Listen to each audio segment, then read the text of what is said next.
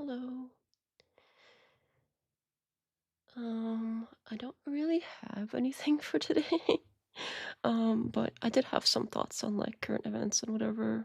So I'll be here hanging out if anyone wants to hang out. But we'll we'll see if I might like do a debate review or something, but I haven't really seen anything that looks like interesting enough to do that with recently. Hello, Rickno. Welcome back. Nice to see you. Yeah, today is a little bit, kind of random, I suppose. Let's see here. Let me post a link. This particular stream, I mean, by the, like, thumbnail and title and everything, um, probably not even gonna, like, try to advertise or anything. Although I do at least want to post it in, like, the Discord. Because I'm trying to do, like, have a habit of doing that or something. What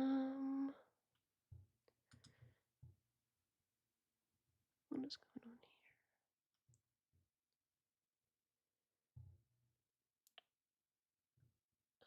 here? I don't know what I'm doing.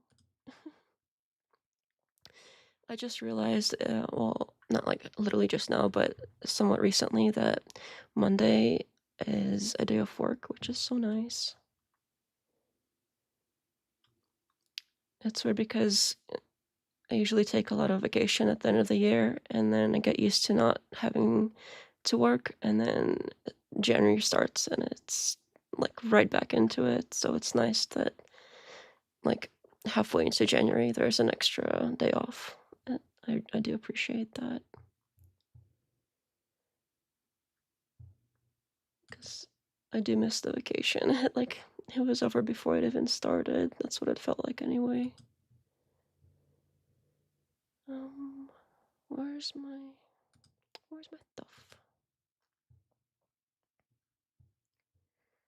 Oh, here it is.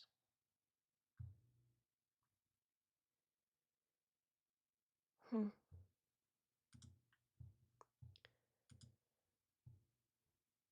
Oh, you don't get Monday off? That's not cool. That is very uncool.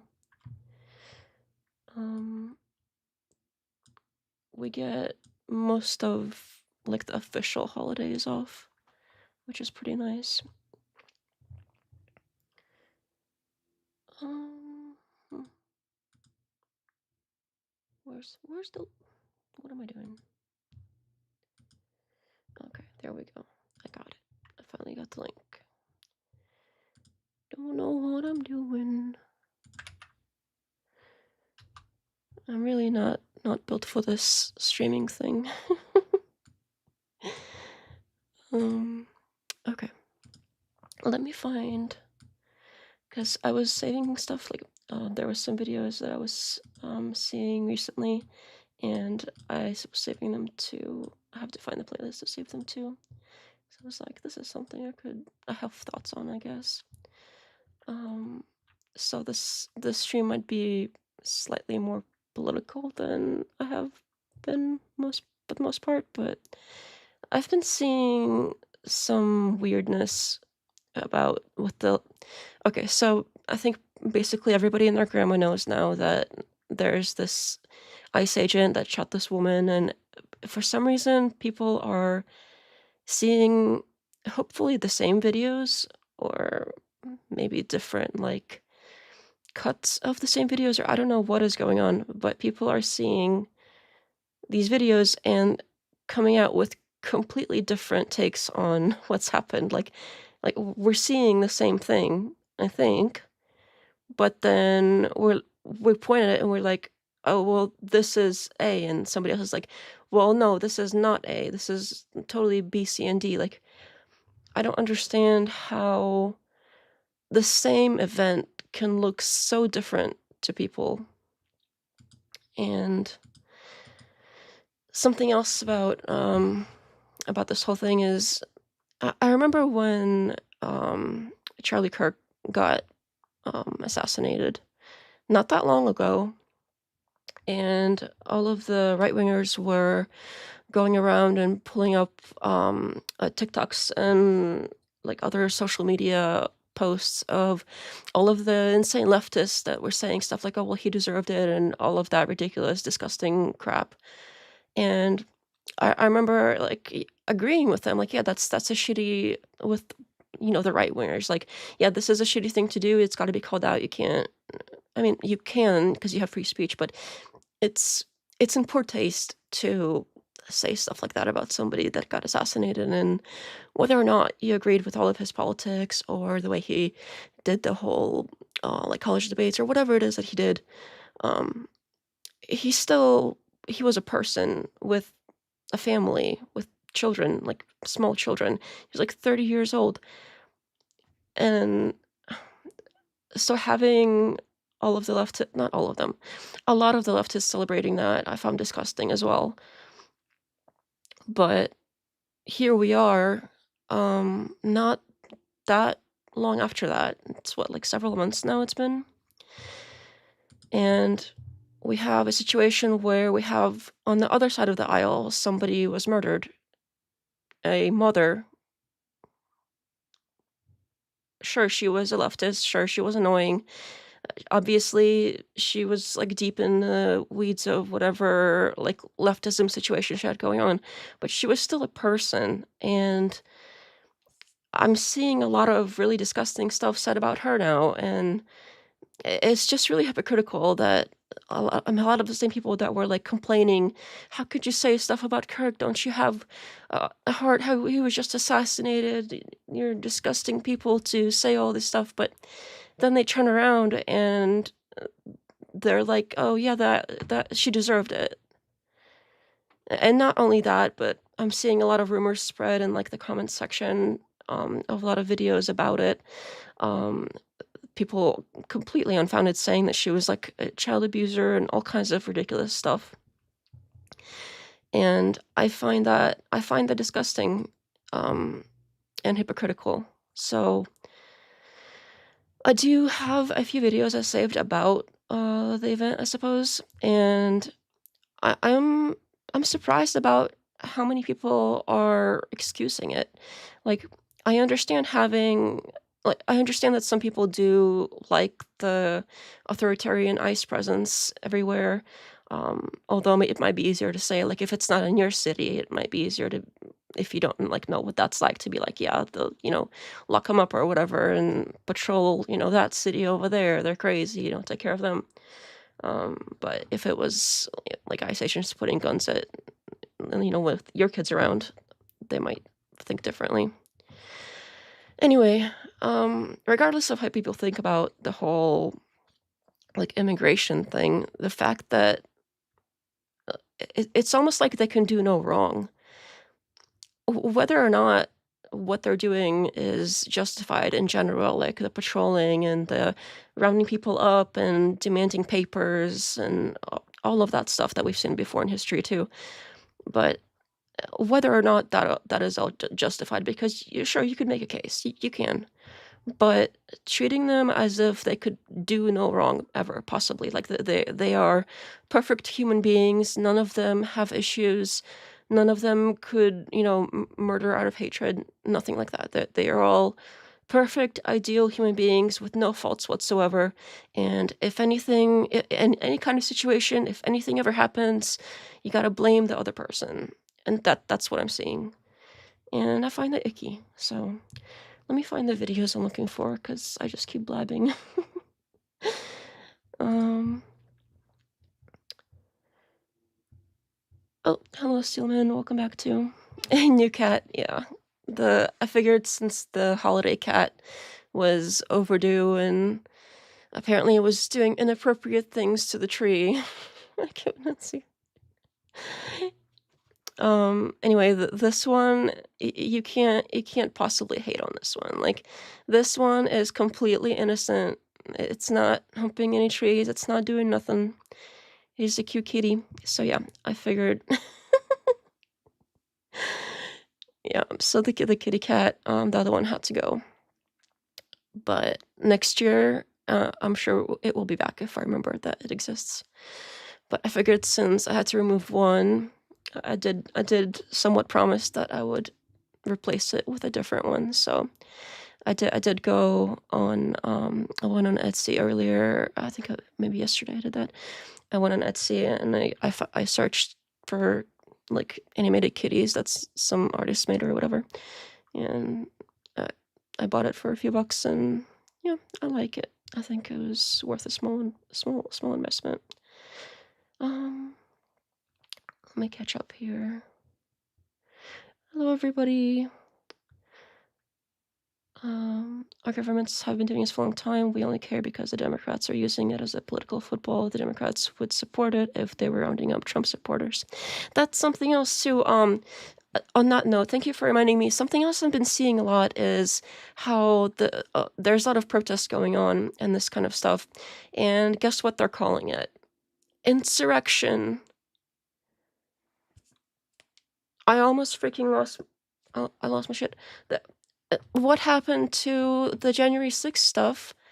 And I remember how everybody on the right, as long as a lot of the like right-leaning libertarians, along with myself, because I kind of was in that group as well, we were like, that's not insurrection. They had a protest that got a little out of hand. There's, you could say, a riot, and it wasn't even most people. It was like a small group of them, percentage-wise, and calling it insurrection over and over by the media was completely ridiculous, and they were literally like spinning this narrative of insurrection over and over again, and if they say it enough times, people start calling it that.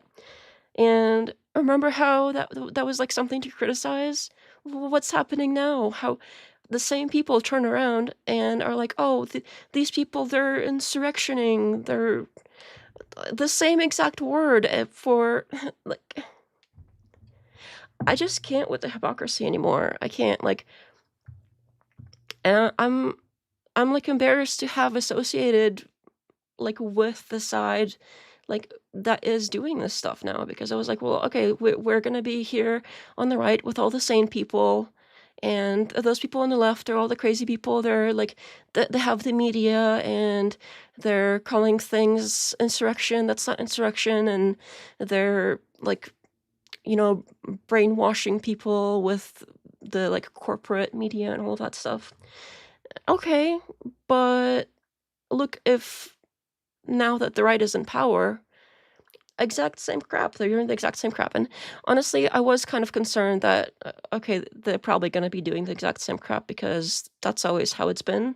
Whichever side is in power, they're going to be abusing the power. And then when they get voted out of power because people get tired of it, they're going to be crying about how they're being persecuted. And it seems like it's a cycle that we're stuck in, and we can't seem to break out of by, like, sorry, I didn't mean to bump you there.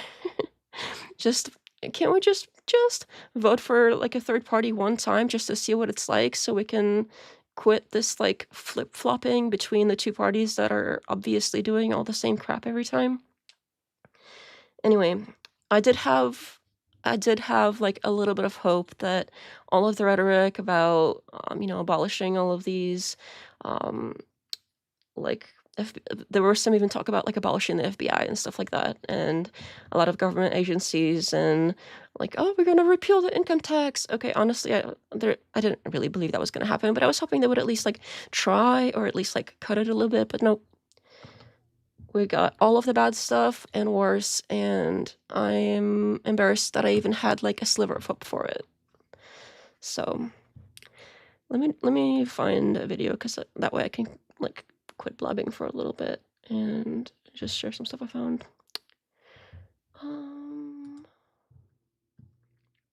Where did I put it? Oh, okay, before that, I did find, 1 second. Remember last stream, I was like, what was it? Oh, I was talking about the, like, baldness comment thing, and I was saying that there was, like, this live show where that was another example of the one who shall not be named, making the same comments. Well, I found it, and it was actually kind of an accident because it was suggested to me all of a sudden. I was like, "Hey, that is the show. That is the source." You know what? I wonder if I found the excuse me, found the timestamp on it. I don't know if I could find it. Let me see if it's like right here somewhere.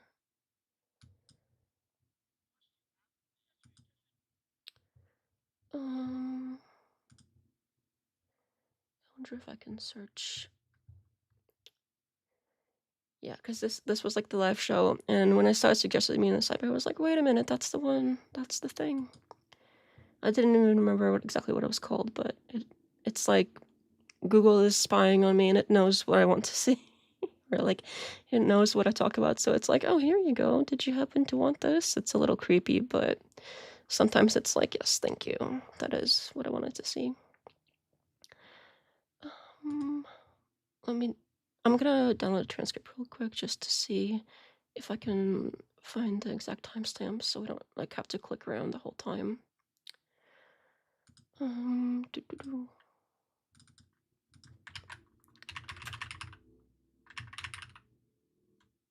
Okay, something.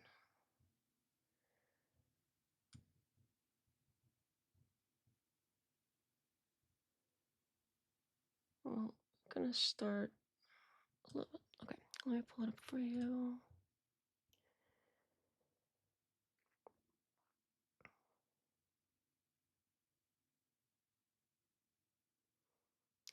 I said Ashley Rabbit is equal to Renee Good on the right streamers lost it on me.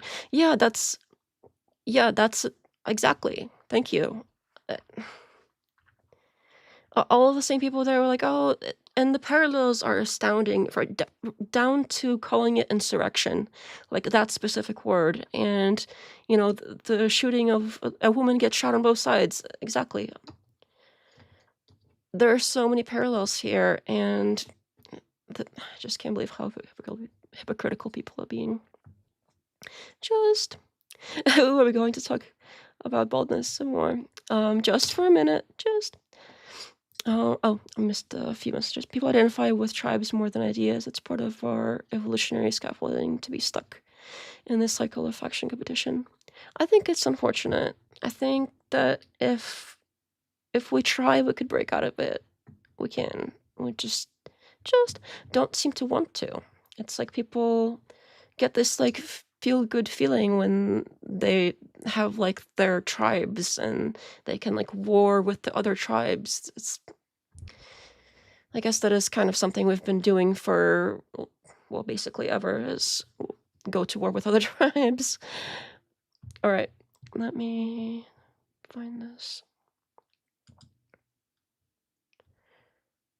What is going on here? Oh, my thing is broken.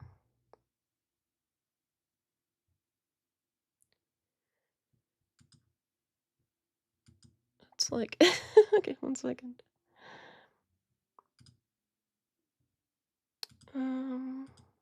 Okay, there we go. All right.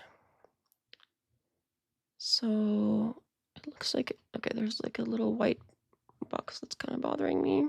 Let me just fix that real quick.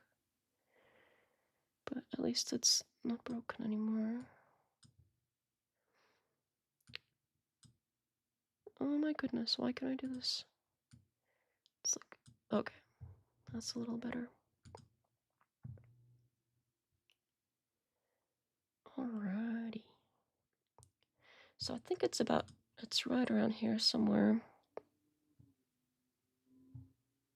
Definitely so. Definitely. I did not know they were going to say that. That is an interesting spot to accidentally start it at. Oh my goodness. You know, there are a lot of times where now sometimes I'll be watching basically anything, and on occasion people say like, definitely not, and I'm like, what, me?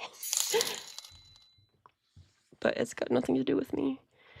Ooh, money.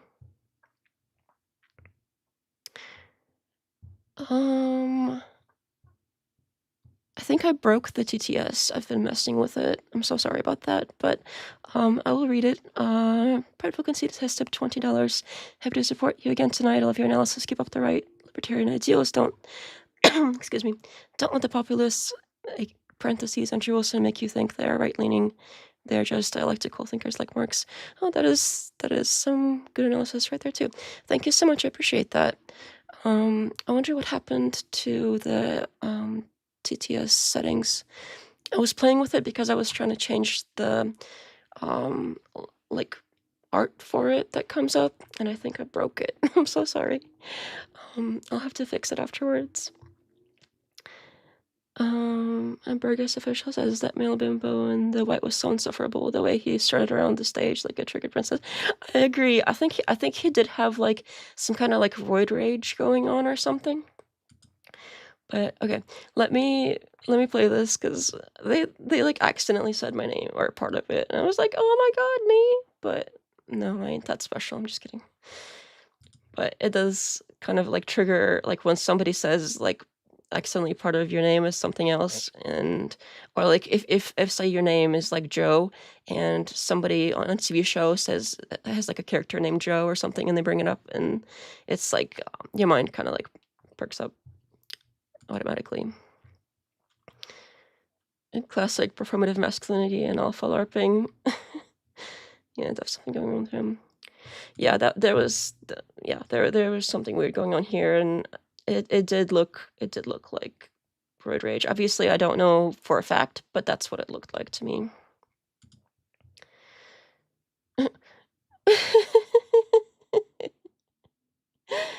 I'm not reading that one. Okay, Sarah says this is when Andrew threatened to pew Wes Watson after Wes said he wanted to kick his. Is there like a pew threat here? I didn't know that. I just remember I remembered there was like a hair comment. Okay, let me just play this because I just keep blabbing away today. I'm so sorry. At least so. I've lived the lowest lows and the highest highs. Well, what's the distinction? After you make X amount, hundreds of thousands of dollars, if you look at the studies done on this, it does not. I don't fit no fucking studies. It does not hugely improve a person's life. Are you proud of who the fuck you are? Why well, don't look you at, even are let you me proud? get- If you look in the mirror, would you guys say this motherfucker's proud of who the fuck he is? That's a bag of trash, dude. Pull your fucking shirt Because off I've and been. tell me you're fucking proud Because of yourself. I've been to fucking prison. Jesus Christ! Because look I've been at to you, prison? bro. You got 10-inch arms and tits.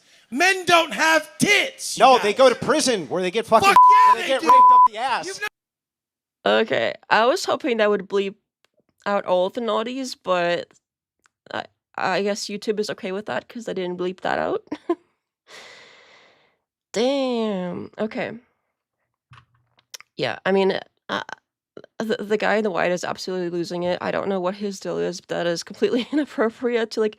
What kind of man like stands like literally stands up and like stands and like points at somebody and like. That's like something a child does. Children, they stand up and they start like pointing and going haha. Like that is such that is not like grown man behavior right there. That is like angry child. This is yeah. But I didn't know that. Like I forgot about like the rest of the exchange for some reason. I just remembered like there was a like hair related comment. But let me just finish this. never been to prison. Look, That's he's talking what about shit you happens. don't know. They go to prison where they get Now raped. you get your ass beat in Hold front on. of You think that everybody. that's better? Guys, You think that that's better? Let's let him give his definition of success, and then Having tits and 10-inch arms is what a man is. let's You let him- guys. let's let him get Please his- don't listen to that. Wes, let's let him get his thing out, and then Tits. We can have different opinions. Yeah. Titties. Anyway, back to where I was at. Boobs. Yeah. Okay. Prison. But anyway, if you want. Fuck yeah. If you want to follow the successful mantra of a man who tells you he was reformed from prison, understand why they might have gone there to begin with. And To take care yes, of a I family. do think that a rejection of materialism is something missing in society, and I do think that true wealth is the family, and I think that true wealth is having a wife, and true wealth, that is what I think it is, and that is what I think truly success is being able to go. I don't know what's with all the like cuts from like movie clips. It was kind of cringe. Go home and look your family in the face and know that you're Sorry. doing everything you can to support them. They Else is saw me worth more standing than your there, they'd be children. like, my dad's a superhero. Look what he brought to the table. Look how hard this guy works. He came from nothing to this. We can we can move on, but Jesus Christ, men don't have tits. We can agree on that. Physically, Men usually have hair. We can agree on that too. He has.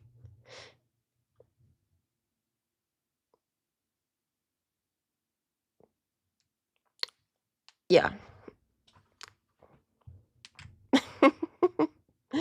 Obviously, this guy is completely out of whack. I don't know what his deal is, but this whole like men usually have hair. Like plenty of men do lose hair, and it's very normal. So like saying that they like, yeah, that's, I don't know. I found that a little weird. Like of all the things that he could hit him with, as in like the maybe calling out the roid rage or whatever, like he went with he's bald. Like, is that really that much of an insult? Like, okay, I mean, Andrew seems to think so, I guess, but all right, let me catch up on chat here. That was kind of entertaining. It was really like, it was really stupid. Like the whole situation was really stupid, but it was a little bit entertaining, I have to admit. Other men need to tell him to stop behaving like that. It's embarrassing. Yeah, I mean, it seems like they were trying to. Some of them were like, all right, let's settle down. So it seems like they were kind of trying to there, but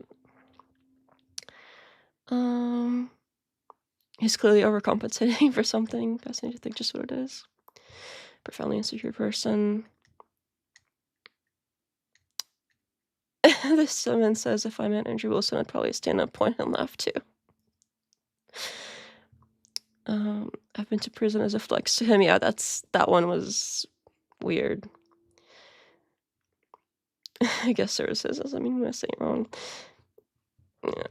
I mean, regardless, the way that everything was, like everything played out, it was like, I just couldn't believe that these were literally a bunch of grown men on stage acting like that. And okay, so the guy in the white, he's got his like childish rage or whatever, but like even hitting, like I get you're being attacked and you want to hit back, but I think in that kind of situation, it'd probably be more mature to just kind of like shrug it off and like look sane in the process. But he went with like what most men have hair, like that's also childish. Like sure, the other guy started it, but that was also so childish, saying the hair thing.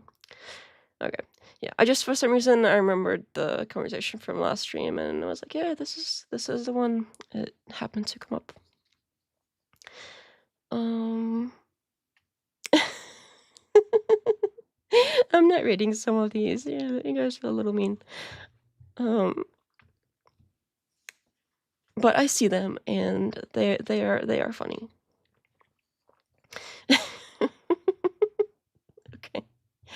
All right. Let me find. Okay, we'll do my least favorite view for just a minute while I find, because I was looking through my playlist and I was going to pull up so I figured we could start with something a little bit more funny and light before going back into, well, the somewhat more depressing topic. And yeah, I don't know if I was saying at the very, very beginning, I don't know if everybody heard that part, but I am thinking about doing like at least a partial debate review or something tonight, but I haven't found one that really stands out to me or anything, so I figured I'd just kind of talk about what I saw between like the last time that we spoke and now, and kind of what my thoughts and stuff are. So that's kind of the plan for tonight, and you're welcome to hang out and stuff. But let me find, because I did find some videos that I thought were pretty good. I don't think they're in this playlist.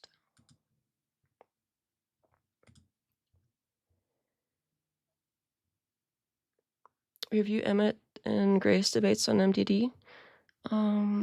Did they have a debate? I didn't know that.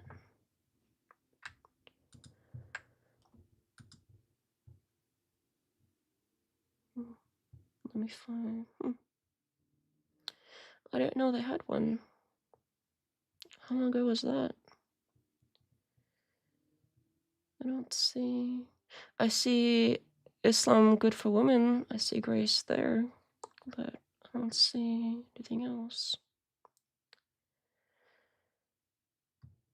But you know, if anyone has ideas, I'm open to some ideas of things to review, of course. But just to kind of finish off what I was going with, let me pull this up. I really got to work on my, like, I don't know what it's called exactly, but like flow or something. Is that a thing? Like a stream flow of like speaking, or I don't know what the word for that is. But kind of, I'm all over the place sometimes. And I hope I'm not giving you a whiplash. I apologize. Okay, let me find, I think, oh, maybe it's in this one. Is it not in this one? Could have sworn it was, okay, yeah. Oh, and the other one, okay, so there's apparently this, like, MAGA kid that's that did an interview, and he did not do well. I haven't watched it. I've seen like clips from it, and it's a little funny, but I do want to at least show a pretty decent video I saw. Okay, so this lady,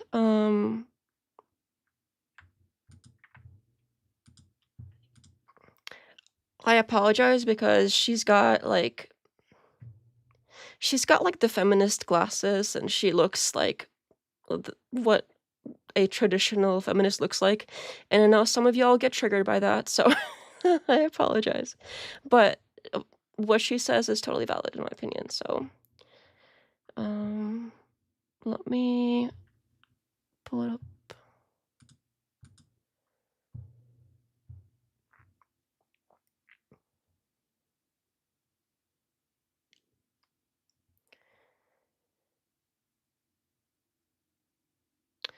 Sorry for barging in. Oh, no problem. Make fun of Emmett a lot so you can send the drama back. Especially his feminine voice. I got nothing against Emmett. I did I did get around to watching the like the video they made about dissing on me. And honestly I was a little taken back about the like how vulgar it got. And I mean they seem to get their facts wrong. I'm not a progressive. That was pretty annoying. I hate being called progressive. It's really, really annoying. But like I was taken aback. Like I've never even said anything bad about him, so I don't like. I thought I was even pretty friendly to him. I liked his bird. Like I don't know what made him so like to take it that far. You know, it was a little bit weird. Like the name calling, the nonstop calling, like maybe the B word, the W word out of nowhere too. Like it was weird. Like I don't know if anybody's really like hated me that much before for no good reason. Like I don't know. It was just weird. I find the whole situation weird. Like I do have criticism for people that I guess he likes, but I think the criticism is valid, and even if it's not, like I don't think it warranted like all of the name calling because like I didn't do that. Like anyway, that's kind of all I have on that. But if there is a debate that he like happens to be in or whatever that y'all want me to review, I'm open to that. I don't mind. I'm not gonna make it personal like he did, 'cause I find that a little weird. And like I said, I had nothing against him, so it's a little weird. Like, I thought we both have parrots, like, that was a cool thing, like, you know, it's just weird. But anyway, um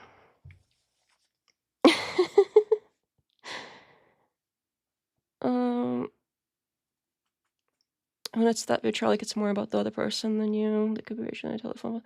Yeah, that's probably it. It seemed like it had that sort of energy that I see a lot of like a lot of the parts of Red Pill that are really like bitter at women. It had that sort of energy, so I wonder if it's got something to do with that. But I don't know for a fact, so I'm not gonna say I know or anything. But that's kind of how that felt like. All right. This one is pretty short. It's only like 8 minutes and 30 seconds, but she goes over like the angles and everything, and I thought that this was a pretty good like explanation, and she's got like all the videos in one place and everything, so I don't have to click around. So without further ado. Intent, possibly even premeditation. I'm going to go frame by frame on a few more angles, some of which you may not have seen yet. Also, later today I plan on uploading a fully reconstructed timeline using all available footage, from Renee's arrival on scene to the last moments we have of the first responders. It's currently about 22 minutes long. But right now, what I want to look at here is the question of intentionality. To be clear, we've already established a few things. Legally, the mere fact that he walked in front of the vehicle and that he chose to shoot instead of move out of the way has been established in many prior cases as making this an unjustified use of force. It doesn't matter whether or not you believe he was in danger from the car, nor whether he was hit by the car, nor how dangerous you want to believe Renee Good was in general. So now, is it... Yeah, that's something that, like, right away when I first heard of this event happening, every time that even I've been pulled over and I'm like not threatening at all to cops, even every time that they've pulled like me over, which okay has hardly ever happened, but like everybody gets pulled over at some point. They always go behind the car. They don't go stand in front of the car in case and like use their body as a shield to prevent you from like running away or whatever. They don't that's not something that cops do. And I understand these aren't cops, but that's what makes it almost worse. Like if you don't in a way, cops like society sort of agrees that I have thoughts about it that's a little different, but most people seem to agree that cops belong in cities and they should be like patrolling people and pulling people over and all that stuff. Like most people seem to agree that that's something that should be done, and that's like where they belong, and they have a certain standard about how they should behave and all of that. But these federal agents, they're being put into a city where they're not wanted. They don't belong there, and I think that should give that should carry with it an even higher standard of um like the kind of behavior that we expect to see from them. Like they should be even more like crossing all of the T's, dotting all of their I's. They should be even more careful about how they behave and how they even like what, pull people over? Can they even do that? I don't know. It seems like they just go in there guns blazing. Um, but apparently that wasn't even the only pew-pew related situation in Minneapolis. I think like a day or two after that happened, they shot a Venezuelan in the leg or something. Their excuse was that they had shovels. I don't know. The whole situation, it all seemed very weird. But with this one specifically, just going in front of the car, it seemed like that was on purpose. Possible that And she also has some good points about well, we'll get there. I'll just let her talk. all these choices were not mere incompetence or negligence, but rather made purposefully. Is it possible that at some point Officer Jonathan Ross decided to create the opportunity for him to use deadly force in this way if he found a way to? To me, it appears that at every important point leading up to his shooting of Renee Good, he's acting proactively, not reactively. And I'm going to show you why. Point 1. Before most of the footage even begins, there is one angle that shows when he first pulled up. Renee is already in her position when he does. She doesn't pull up to him or anything like that. Definitely nothing like what Kristi Noem described in her original statement. Renee was there first by a long shot. In fact, she spent several minutes there without ever approaching any ICE officers. All she did was honk, which you may not like, but is a far cry from impeding or interfering with anything. In fact, we see her wave those ICE vehicles on ahead when they finally do approach her. And while several cars comfortably drive past the front of her car in the other lane, he actually drives around the back of her car. And then he parks slightly ahead of her in the same lane, basically making it harder for her to leave by giving her a much narrower exit. This is something else that I'm not understanding. It seems like she was waving all of them through, and okay, like she was being annoying, and maybe like she's not following the laws of how you're supposed to drive on a road. But that's something for like a cop to pull over, like call the police, have them give her a ticket or whatever. If she's waving you through, go about your business. Go, whatever it is whatever Venezuelans you gotta shoot in the leg or whatever it is that your plans are later in the day. This, like, going after her at all is that seemed like an intentional thing because they don't like her, they're angry, they want to take out their anger at her. And whether she was being annoying or not, that doesn't matter because they have the higher standard of behavior. We expect better from them. Like, sure, there is a crazy leftist and she's being obnoxious. Okay, whatever. They are trained officers. They should be above that. But what it looks like is that they're being just as petty. They're going right down and playing in the dirt with her, and that's not what we expect them to act like. Let me catch up on chat here for a minute.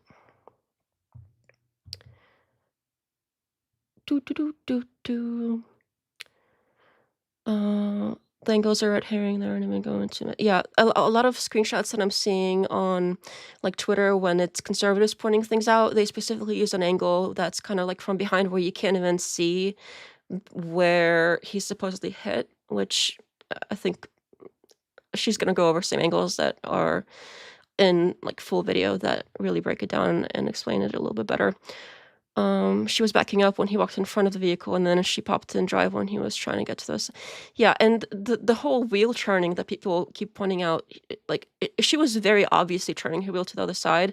It's not like she was like secretly doing it. It was very obvious that the tires were turning, her hands were like it was very obvious what was happening. Watch the video. Yeah, I think she's gonna play several of the videos here as well, so we'll get to the videos too. Recommend Danny Philtuck versus Andrew Wilson at the Piers Morgan appearance, the one-on-one Danny show. I haven't seen a lot of his stuff. I've seen like the debate they had on Piers. That was honestly, I wasn't really a fan of how he did in that either. I didn't like anybody on that particular video. Like how anybody played it, but this would all be relevant if they investigated and found him innocent instead of just saying his immune from again. Yeah, and the whole like, he went to the hospital is ridiculous too, because you can clearly see him walking around cussing her out after he shoots her, and seems like he's totally fine. And like internal bleeding, come on. It seems like at first they were like, he basically got ran over, and then when people weren't buying it, they had to bring out the whole like he's got internal bleeding thing. Like complete BS. All she did was honk and park in the middle of the road. She's not innocent. You said they don't belong there. In that case, where do they belong? I don't know exactly where they like belong. I'm assuming maybe somewhere like the border or something like that. And I don't really even have a huge problem with them rounding up like illegal immigrants that are like trouble. But I feel like the people who have been here for a long time that have families and stuff and run the local shop down the street, maybe they can be last on the list.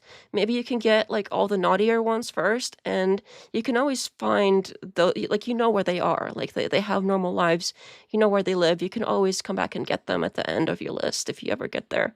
But I feel like their priorities are really out of whack. And if a city, like if a whole city basically doesn't want you there, like get out.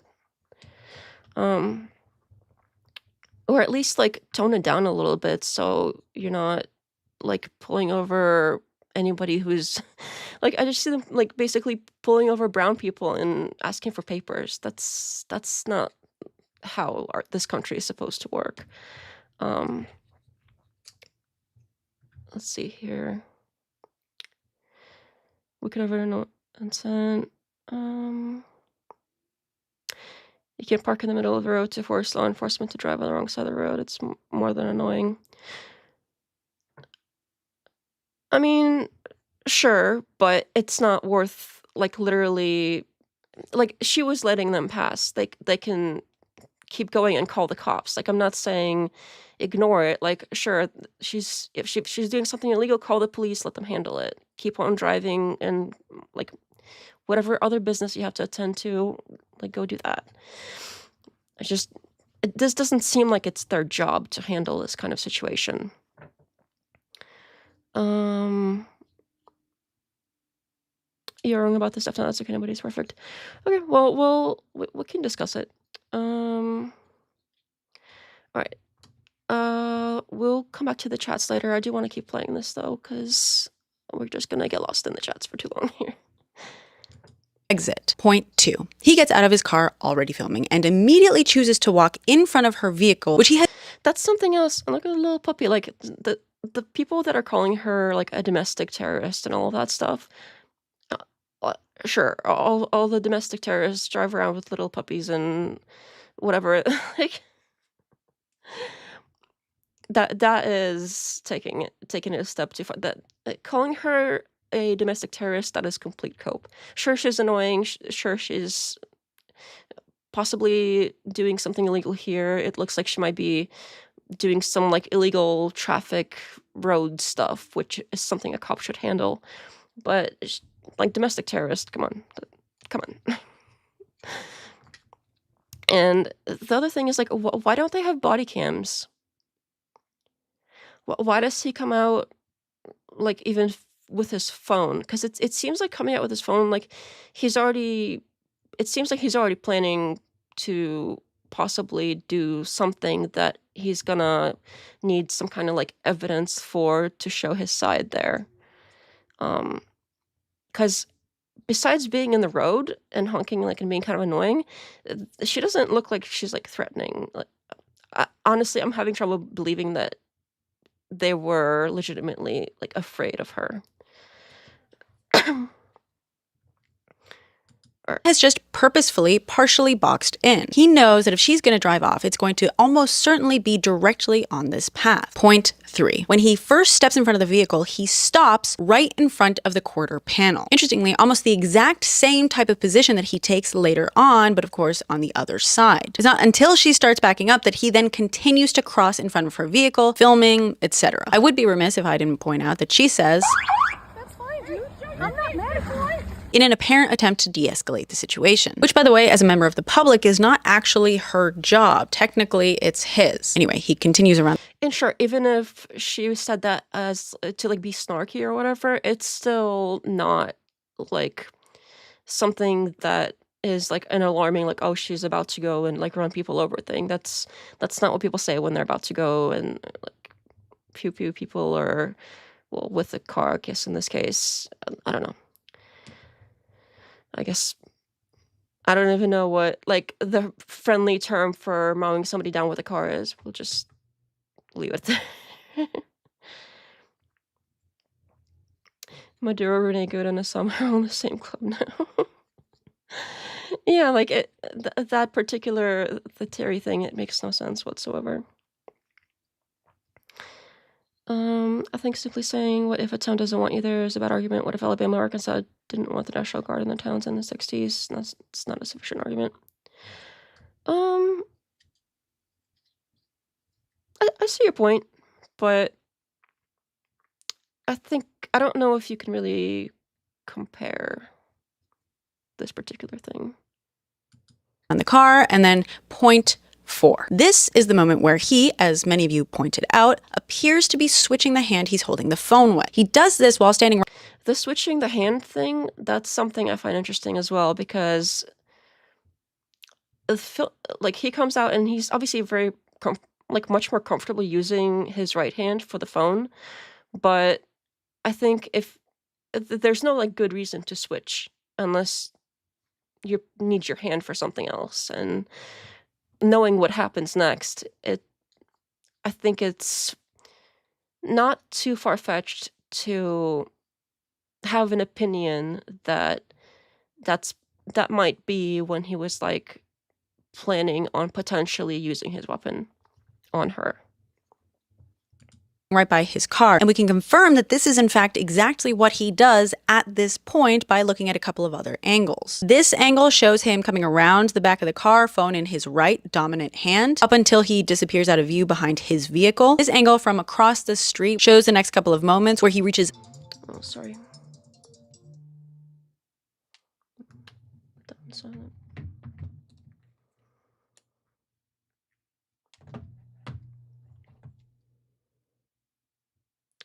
Oh my goodness.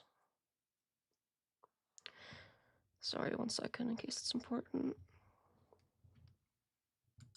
Up to his phone with his left hand, and this angle shows him coming back around the car with the phone in his left hand. And what's interesting about this moment is that you can't really argue that this is about him preparing to get into his vehicle, because the door is already open. Never mind the fact that one would most likely open the driver's side door with their left hand, but also if he were to get in, he would have to pull it closed with his left hand. Switching the phone into his left hand at this point in time doesn't actually make much sense if that's what he's planning to do. This may in fact be the moment he decides that he's going to draw his weapon, or at the very...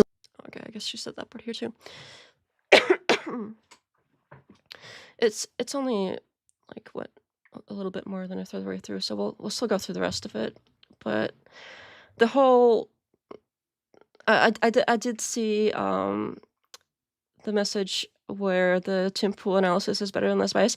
I haven't seen his analysis. I did see he had an X post about it, and it seemed very, I don't know. Lately, I actually, now I'm embarrassed to say, but I used to watch Tim Pool like a lot before, like years ago, and it's very obvious that his views have changed despite him saying, oh, well, I didn't move towards the right. It's the left that moved towards the left, leaving me as far right now, and I'm really just like a leftist, really, at heart.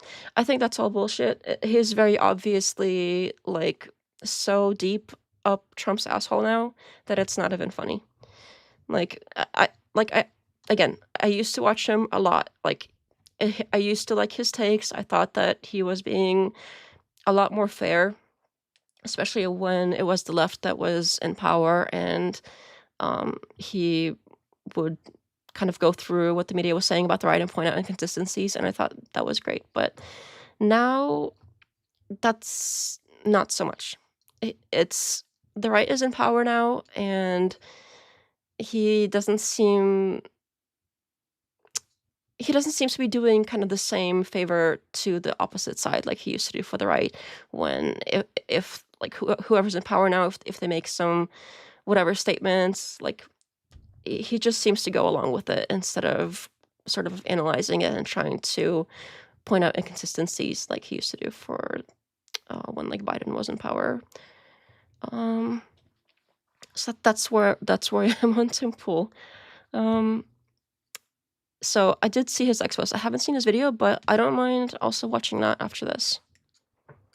At least he may be deciding that he wants to be prepared to do so. But there are two big problems with viewing this as simply a question of preparedness. Number one, he never puts away his phone, which doesn't suggest someone on very high alert. And number two, and far more damning, it's several seconds after this choice that he then chooses to step in front of a moving vehicle. Again, if he is suddenly worried that he is facing some sort of threat from these individuals, why does he put himself in front of the supposed biggest one there is just moments later? Exactly. He has all of the chances in the world to get away from the front of the car. And he takes every single possible chance to put himself in its way. It appears, however, that But even saying that, he doesn't put himself in its way enough to really get hit. Like, to really be hurt. Just enough to have an excuse. Oh my goodness.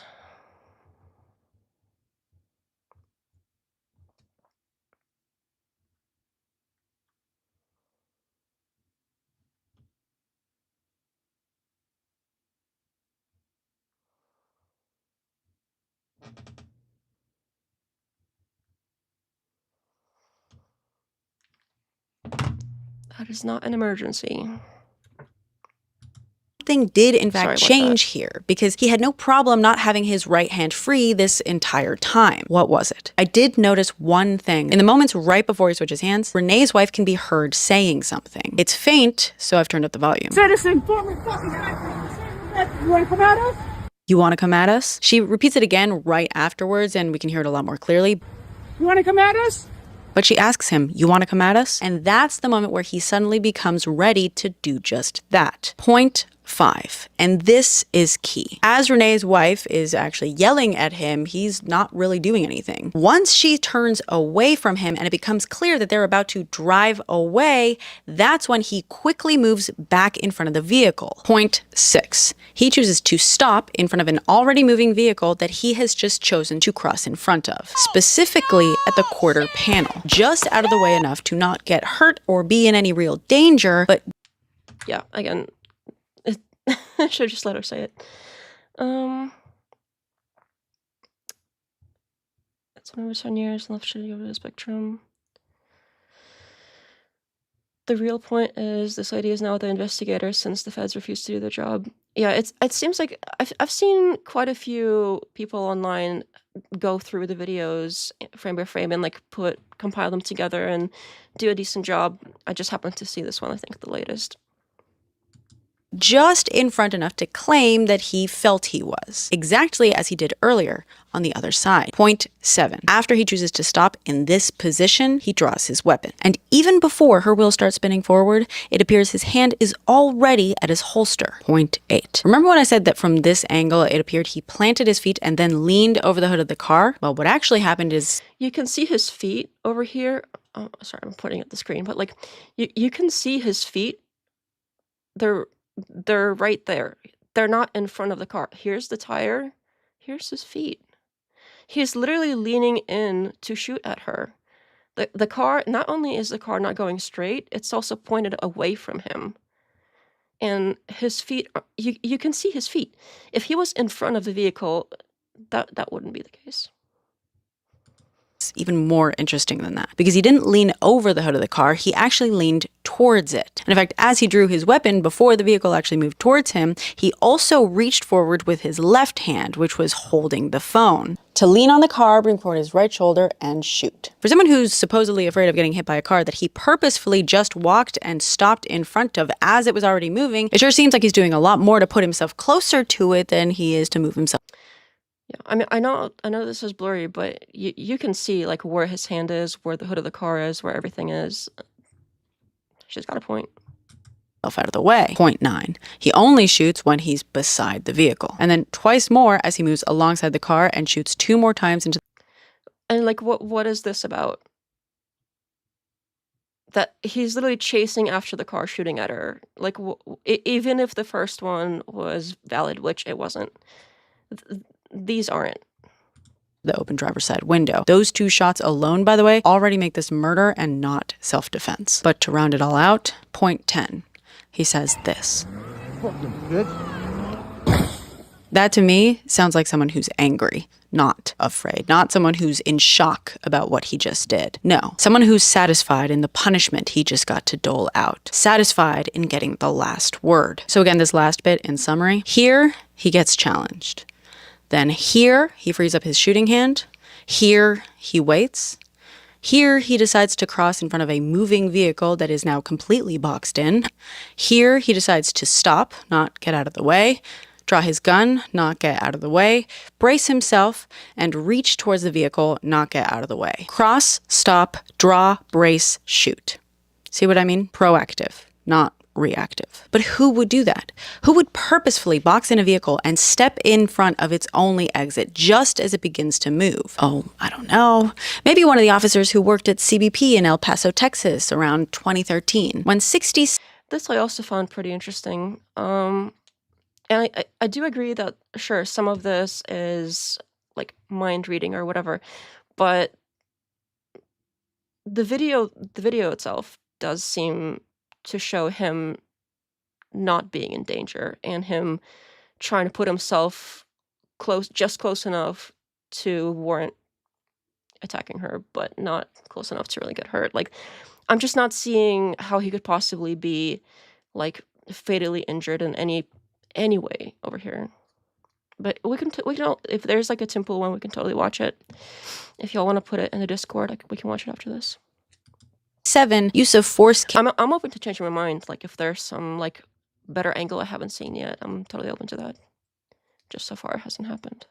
Cases were investigated as part of a pretty troubling report. The report suggests that in many vehicle shooting cases, quote, the subject driver was attempting to flee from the agents who intentionally put themselves into the exit path of the vehicle, thereby exposing themselves to additional risk and creating justification for the use of deadly force. In most of these cases, the agents have stated that they were shooting at the driver of a vehicle that was coming at them and posing an imminent threat to their life. Interestingly, the report actually makes it a point to point out that a half-ounce bullet is unlikely to stop a 4,000-pound moving vehicle. And if the driver of the approaching vehicle is disabled by a bullet, the vehicle will become a totally unguided threat. The cases suggest that some of the shots at suspect vehicles are taken out of frustration when agents who are on foot have no other way of detaining suspects who are fleeing in a vehicle. Kind of like U.S. citizens who ICE isn't allowed to detain. There is little doubt that the safest course for an agent faced with an oncoming vehicle is to get out of the way of the vehicle. Imagine that. The department... That's also fair. Like, I'm not seeing how you should possibly, like, try to be in front of a car if you're so afraid of it. Besides giving yourself an excuse to shoot, like, what other possible reason do you have being in front of a car that looks like it's going to go somewhere? Like, there is no excuse. I can't think of a single one. I just can't. I can't read the entire chat because I think we'll be here a very long time. Let me skim through real quick though. Stillman says, sorry, let me scroll up a little bit. He was moved by the car. He moonwalked back? ? That's an interesting one. But again, he had his like arms towards it and reaching like over, and like his whole upper body was towards the car while his feet were back. He could have just leaned back, like, so the whole, yeah, I mean, I think that was probably on purpose. How am I so wrong? None of this kind of speculation was set up in a court trial. I mean, in court, I see them saying this kind of stuff while painting a picture. Like, that. This is probably something that they would be allowed to say. And then they would probably be like, objection, and they'd either be like, sustained, or whatever, however it is, like, court works. I haven't been, she angled the tires and backed up, putting him in front of the car. We can look at the other angles after this. The insurgents that were searched there and aren't being held liable enough for the crimes. Drop, cross, raise, draw, shoot. What? Yeah, that was a little bit dramatic, but I think that, like, I do think that her explanation fits. Sure, it's a little dramatic, but I do think it fits. These videos are a RAR. I don't know what that test is for, whether you're a female/liberal or male/conservative. How about the feds to proper investigation? Yeah. He was pushed by the car that was the moonwalk.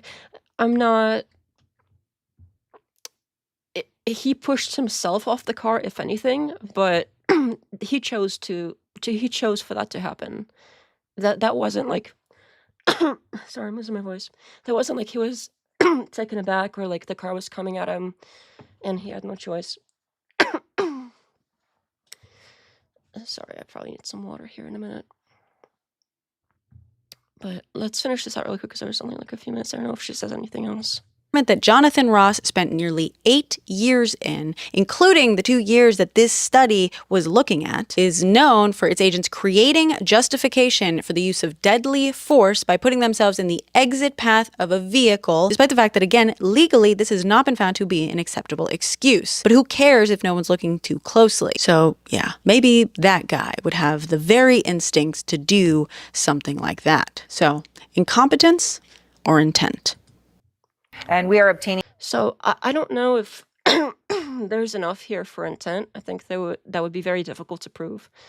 But as far as like premeditation, like I don't know if you can prove that like he literally, like when the other woman said something, that he literally then decided because he switched his hands, the phone in his hands, and I'm gonna need some water here in a minute. I don't think you can prove any of that. I do think that that was her kind of painting a picture there. I think I agree with that. But I think the other parts, it does fit at least with... I don't know when he decided he was going to kill her, but at some point it seems that he did. And I don't think that point was the moment he became like... he was in mortal danger from her vehicle or something. I don't think that was it. But does somebody have the link for the Tim Pool one? Because I'm down to watch that.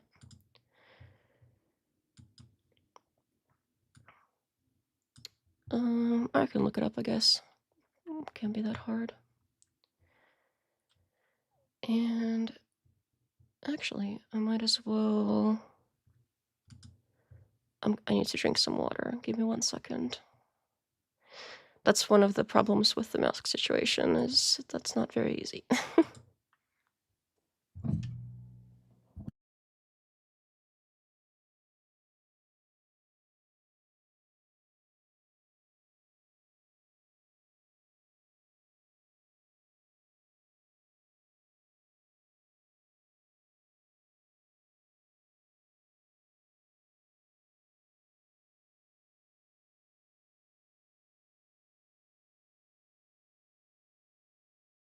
Alright, sorry about that. Oh, you have a good night, Burgess. Thanks for hanging out. Okay, let me find the... Oh yeah, I think I'm supposed to pin these. Oh, I can't do that there. Let me find the Tim Pool one.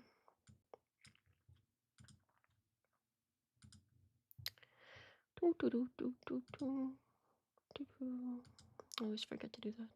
Okay. Do we know how long ago this was that, or did he do like a single video on it?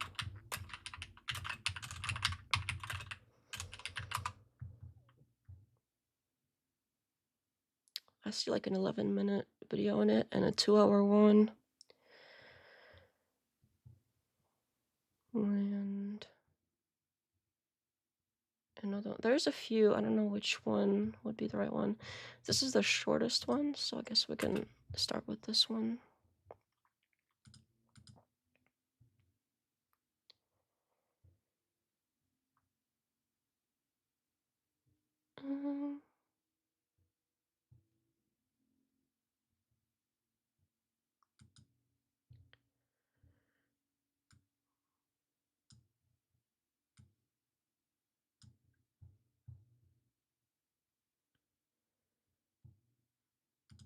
Okay. Found it. At least I hope this is it. I haven't seen this before, but this seems like the shortest video about it, so hopefully it's like somewhat concise.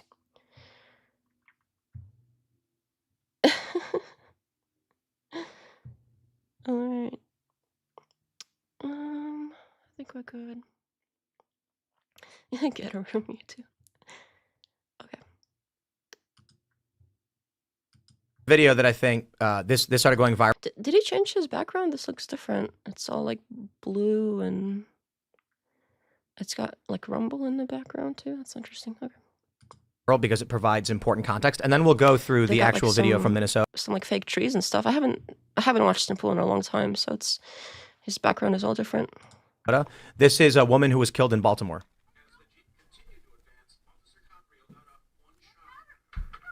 One second. She's standing in front of the vehicle. At 3 seconds, the vehicle accelerates. At 4 seconds, she's dead. What should she have done? This is a different scenario. This was in a cul-de-sac. She was backed into a corner. She had nowhere to go. No. She's not. She could walk away from that car right now. But the car, like she is facing, like that car could not reverse. All of this is irrelevant. First, No. Hold on. This is a different situation. Like, what, red herring or whatever. What are we calling this? Hold on. Wait, are we not in a cul-de-sac here or not? So it is a cul-de-sac, it appears, Okay. but the exit is behind her. Egress is behind her. She's standing to the left side of the front of the vehicle.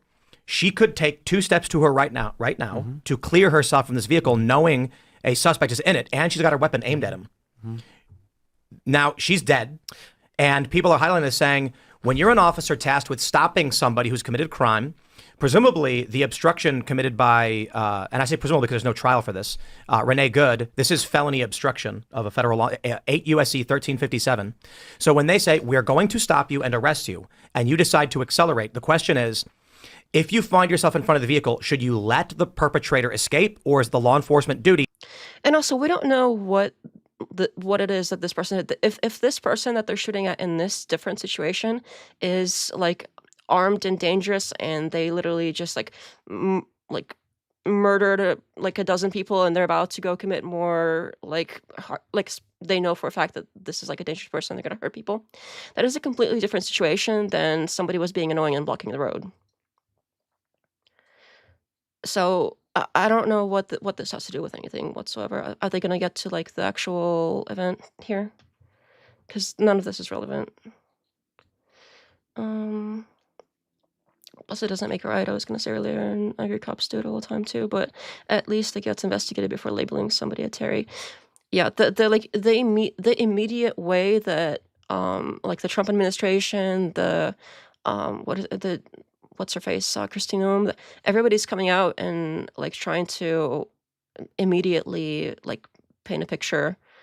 It seems like our government has a picture to paint as well. It's not just the lady that we just watched. Like, and she's got her opinions, but our government is supposed to be like investigating stuff first. I agree, before they say stuff like that. It's a good point too. To tell them to stop and brandish a weapon. The policy within the Department of Justice and DHS is that you don't stand in front of a vehicle and put yourself in that situation. You don't create the problem. Now here, I believe this guy had already committed a crime, right? This is different? Well, the woman already committed a crime state. too. Well, but this is different. Renee Good different did commit a context. crime. What was her crime? 8 U.S.C. 1357, obstruction of federal law enforcement, for which ICE does have the authority to arrest her. Because I'm not saying she was proven to have committed a crime, but there's probable cause on the. So we execute people now without due process in the street? Literally, like what? I'm sorry, Temple has gone like off his rocker. This is like I can't. Law enforcement's part, when witnesses on the scene said she was leading the protest to block ICE vehicles. That's a witness statement, and I know it's hearsay, but she went on to say, additionally, someone told me that she actually was doing it. So she said, I was here. Do we have any evidence of any of that? And even if that was all true, that's still no excuse for what happened. This is what she was doing. None of that was putting anybody's life in danger. So if 3 cops say, out of the vehicle, and you immediately begin to accelerate.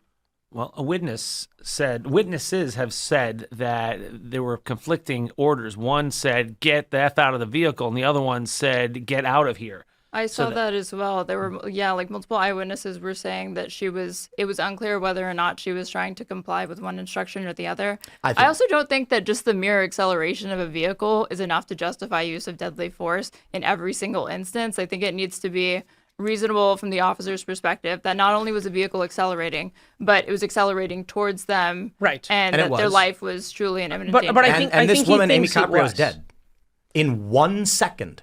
It's on the video. It's from 3 to 4. She's dead. So the moment you hear the engine rev, before you can do anything, you are dead. Right. Now, I'm not saying, I actually don't think this cop should have shot her. However, it's easy.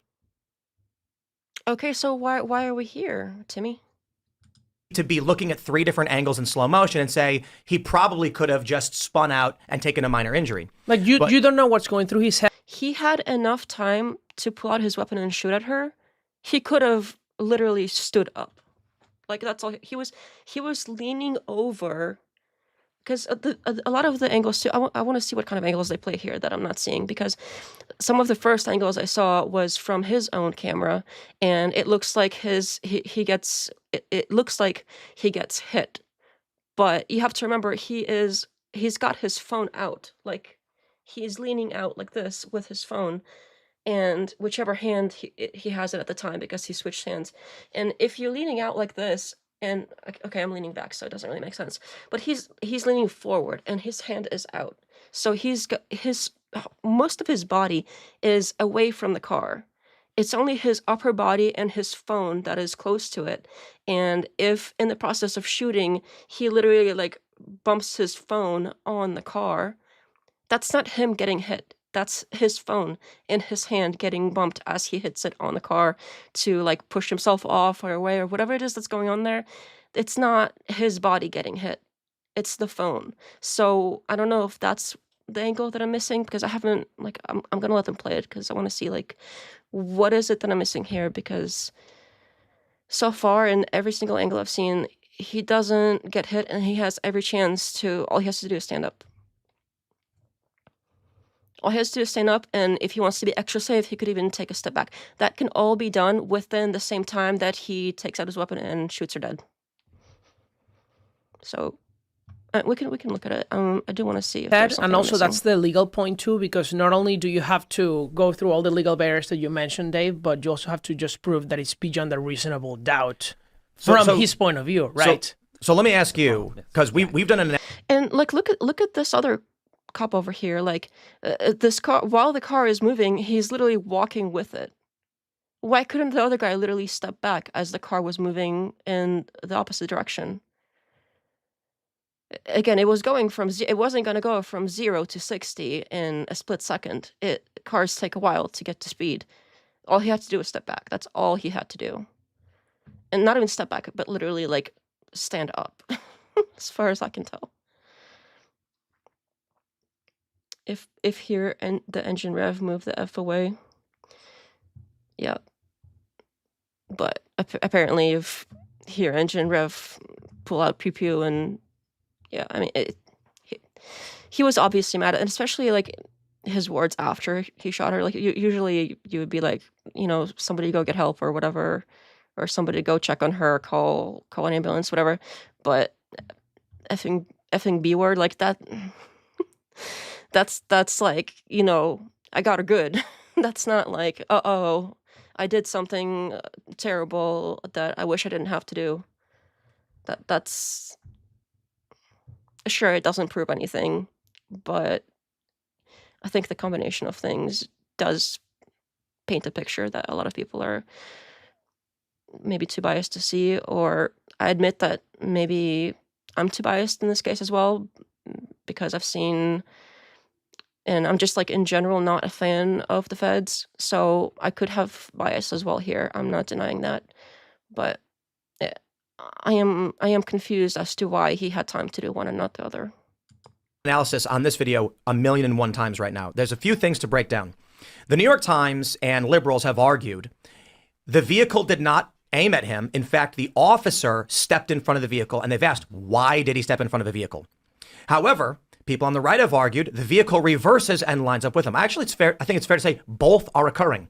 The DHS officer is standing to the front right side of the vehicle, and he takes a step to his left as the vehicle reverses. The pan of the camera makes both look a bit more exaggerated, but from the new angle we've seen from CNN, he's not in front of the vehicle, but he is taking a step to his right as the vehicle is reversing and turning to its right, creating this lineup. Now, here's where I see the most important part. As we move forward, we can see, watch the wheels tilted to the left, not to the right. And you can then see the wheel spin out. See the wheel spinning out? Yes. That is acceleration into the officer. However, due to what appears to be ice on the ground, I can only assume it spins and doesn't gain traction. There's two assumptions. Due to ice being on the ground, it spun out and she released the accelerator, or the ECS system, the electronic stability control, stops the wheel from spinning the moment it spins out. So this is something we've had for 20 plus years. After the wheel, which is aimed at him. He is still not in front of it. Even in the, he's not even in front of the car. I know, like, in this angle, it's hard to tell. And sure, if somebody tells you what's going on, you can imagine all of that. But you can just as easily imagine it not that way if somebody explains it to you in a different way. Like, this angle doesn't prove anything. I think the other lady had better angles where you could see exactly, like, where he was in relation to the car, not this other guy. Spins out, which means he heard the engine go boom. He then pulls his gun. The vehicle right now, you can see the wheel is beginning to tilt, is still going forward. Yes. He then points the gun at her and steps to his right. He still hasn't turned. And now she's turning.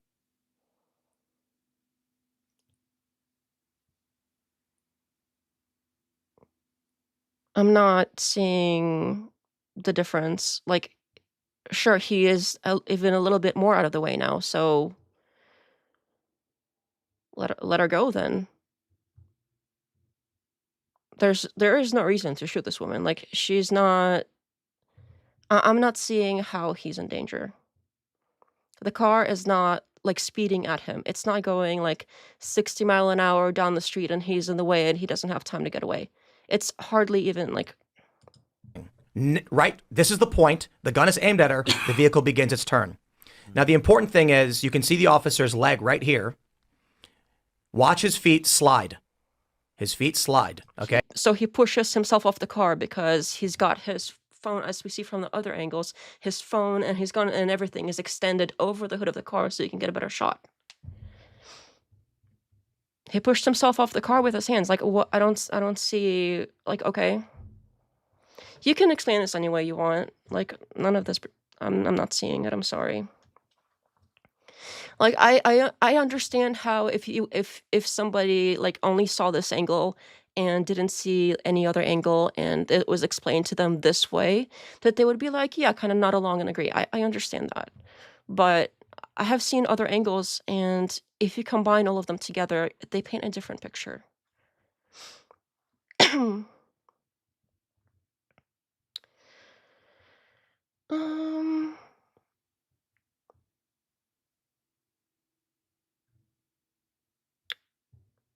The prosecutors and juries, yeah, I don't. Hopefully, they do. He does go to a court of law, but I don't know if that's gonna happen. I don't know if they're gonna let that happen or not. I don't know if they're even gonna charge him with anything. I highly doubt it with the way that everything has been going.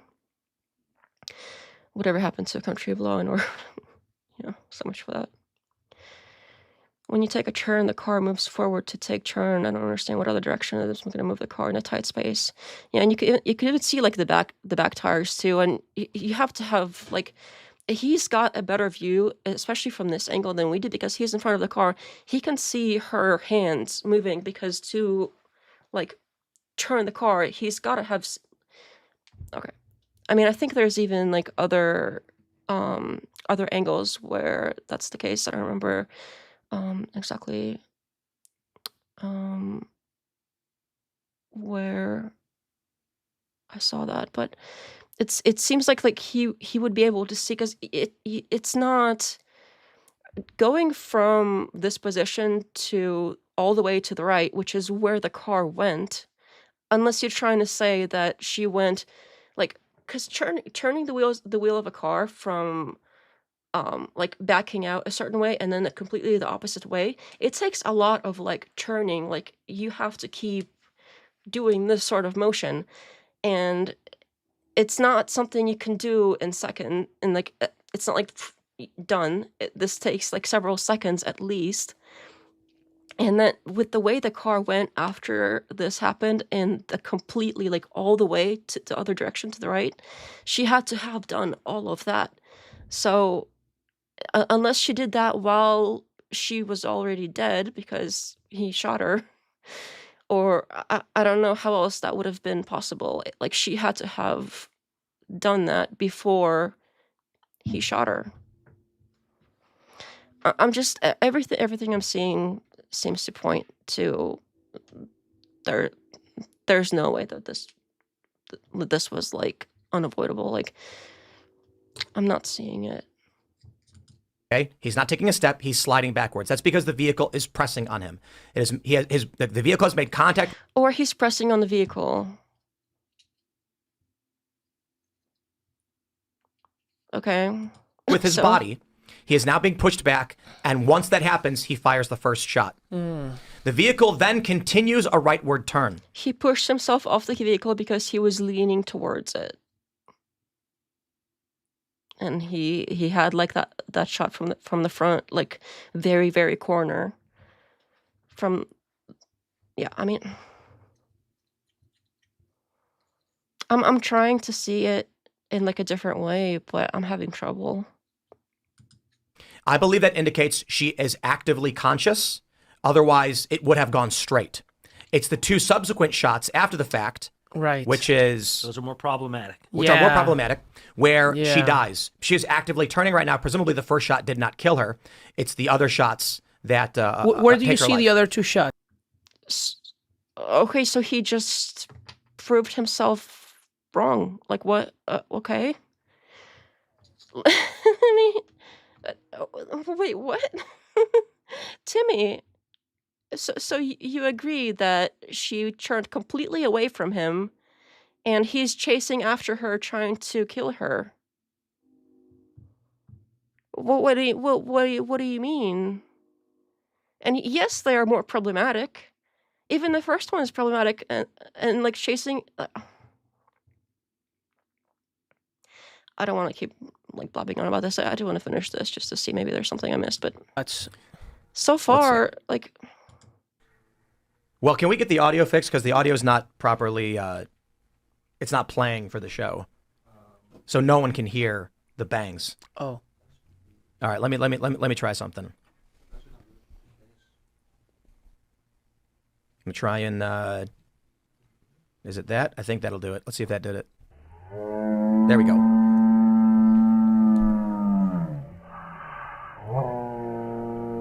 First shot after he got hit, as he's getting hit. Oh, yeah. Yeah, sure. Yeah, especially that third shot. Right that third shot. That's a problem. Right? That's insane, that third shot. But now the question becomes, all of this, you know, we can see this whole thing was like 7 seconds, but this is, I believe, 8x slow-mo. Yeah. The whole thing took 1 second. Yeah. Right. I don't think that was 1 second. I think that was enough seconds for him to do all that when he could have just stepped back. Like he's not like some person off the street. He should have training in these kinds of situations and know when to start and when to stop shooting. And he did everything wrong.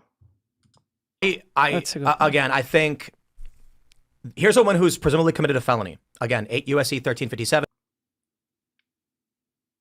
Okay, sure, that's pushing it. And she was waving them through. I want to see this evidence of her, like, what, like, attacking them or, like, chasing them with her car? Or what is it that she was doing that caused her to be, like, a supposed felon? But she wasn't even... I agree she was annoying. I agree she shouldn't have been doing that. But that's not a death sentence. None of what she did was warrants a death sentence to be like executed in the street like that. And that's what this was. An obstruction of federal law enforcement for which they have told her to get out, and the officer is trying to pull her out of her vehicle, but she is attempting to evade arrest and actively driving. There is an officer in front of her and she accelerates right here. That wheel spins. I think right there, that clears him of any charges. Well, the question is, as Aaron brought up, did the witnesses say that they heard the officer? Wait a minute. I think right there, that clears. In front is she accelerates right here. That wheel spins. I think right there, that clears him of any charges. Right here. That wheel spins. I think drive there. The witnesses that clears him of and she accelerates right here. That wheel spins. I think right there, that clears him of any charges. Backwards. Well, the question is, as Aaron brought up, did the witnesses say that they heard the officer, a different officer, say, "Get out of here"? And so that's why she's trying to get out of here. I believe he said, get out, while others get the F out of the car. We heard that on that video, yes. But the witnesses say there was conflicting orders from the officers. Come on. Is that material when you have an officer in front of you, an officer grabbing your door saying, get the F out of the car, and you're accelerating, even in reverse? Well, if another officer's yelling, get out of here. And so she's like, I'm going to get out of here. And also, even if she is trying to flee, you don't shoot to kill someone who's trying to flee. That's against policy. Do they wear body cams? That's not correct. Unless that person poses a significant threat to someone's life. So we know that there are other people standing in the street and she's speeding off. One could easily make the argument, it's really about convincing a jury. Did the officer fear for his life? I think it's fair to say this officer, who had previously been dragged 330 feet. By his own fault, too. Like, whatever he was doing to the other car, he had no business doing either. So this guy has a history of being a naughty, naughty boy. 6 months ago and had to get 33 stitches. Now standing in front of a vehicle, all within about a fraction of a second. I don't think he walked in front of the car thinking, I'm going to create danger. But I think it could be argued. That tire again, not like provable with solid evidence, but it could be argued. Spins out. He hears the engine rev when that happens. It's pointed right at him. Okay. I understand I don't see how we could say that other woman was trying to paint a narrative, but Timmy here isn't. He is very obviously trying to paint a narrative in the opposite direction. And like all of that is like, oh, what was he? He was hearing the engine rev and he was doing this and he got dragged by that car and he's got this going on. Yeah, no, you can't. It's the same thing. Like, I think the only thing that we can really rely on is we can see all of the angles of the video. We can see that he has his hands stretched out way forward. His body's leaning forward towards the car. And all he had to do was step back. To spend time like taking out his weapon and shooting her and chasing after her to keep making sure that like she was dead. That none of that was necessary. He was just mad, and it's provable that he was mad because of what he said and the way he acted. It's very obvious that he was mad. And like, I'm not seeing shooting out of self-defense. I'm seeing he got angry. And you can't even argue that he wasn't angry. This wasn't like that wasn't like a fear kind of response. Anyway. He's got past trauma related to an attack, and now he's thinking. So stay out of the front of vehicles if you got such trauma. Right here, she's gonna kill me. If you have such trauma that you're trigger happy every time you see a car, maybe you shouldn't be in this job anymore. So that's extra his fault. The vehicle is not turning as it goes forward. It hits him. He shoots. But it hits the other guy, right, or him? I'm not seeing anyone hit. Wait, who does it hit? It hits her. There's a guy in front. Isn't that who he hits? No, the shot. I'm not seeing anyone hit. Here's his feet. He's like literally like chasing after it and leaning towards it. On the other part, these people that are way too committed with certain social causes that make them think they can just walk up to agents and swear out need to just choose their battles more wisely. Yeah. No, yeah. I mean, I agree that these, like, this woman and her wife or girlfriend or whatever, they were acting incredibly obnoxious. They were annoying. Like they were purposely like trying to be annoying, and I understand how like if you're on the opposite side that would be infuriating, but as a federal agent with the weapon, you should be able to control your emotions enough not to start shooting every time you get mad or every time somebody is like annoying towards you. Like I understand they shouldn't, like, okay, she shouldn't have been there. She shouldn't have done any of that. She was annoying, but she didn't deserve to be executed for it. Like, I think both of those things are true. But I agree definitely in this case. Thank you. Yeah, I mean, I understand, like, if some people don't see it that way because, like, a lot of this is blurry, and if you only see, like, if you only, like, see this video and you hear Timmy here explain it in this specific way, I could see how somebody could be like, yeah, I kind of see it that way, okay. But with all of the other angles combined, I'm not seeing it. I'm really not. But I understand, like, if there's difference of opinion, but you can't argue that, like, he wasn't mad at her. Like, he was very mad. He was very mad. And they have done everything to make him mad. Like, it's not like they were completely, like, innocent passerbys that, you know, just happened to be, like, he just had a bad day and they're innocent passerbys and he went all out of them. Like, that's not what's happening here. They were annoying. They were trying to make them mad, and they shouldn't have done that. But I think we hold the officers and the feds and whoever to a higher standard than we do crazy leftists on the street. Like, I expect them to be annoying. I don't expect the feds to start, like, getting mad and shooting because I can't handle their emotions. Is the one getting hit. Right. You can see, like, it's the front guy, not this guy. It's the front guy, right? Yeah, the front guy. Look at his legs; right. They slide backwards. He's being hit by the car. I don't think he's being grievous. Or he's pushing off of it and stepping back. I'm not seeing this, like, and this is happening. Like, the car is just starting to move. Like, obviously injured or anything like that. I don't want to repeat myself too much. This is arguably hindsight being 20/20. In a fraction of a second, seeing this happen, how is anyone going to be like, let me freeze time and process what this woman is doing, what her intentions are? I heard that when you're endangered, time stands still or something. That's a thing that happens to people. Like, people perceive time differently when they're actually, like, fearing for their life. I think you can hear a lot of accounts describing, like, oh, it seems like time is moving slow or whatever. So I think, yeah, I mean, I'm sure you can prove that, but that is something that commonly happens. Phantom says, wait, when did being annoying stop being a capital crime? Being a terrorist since 9/11, so I guess when the government can label anyone a terrorist at whim, it's all good. Yeah. None of this is, I don't know. I think it's easy for the right to do this because, you know, she's an annoying leftist. I agree, but they're not to be executed.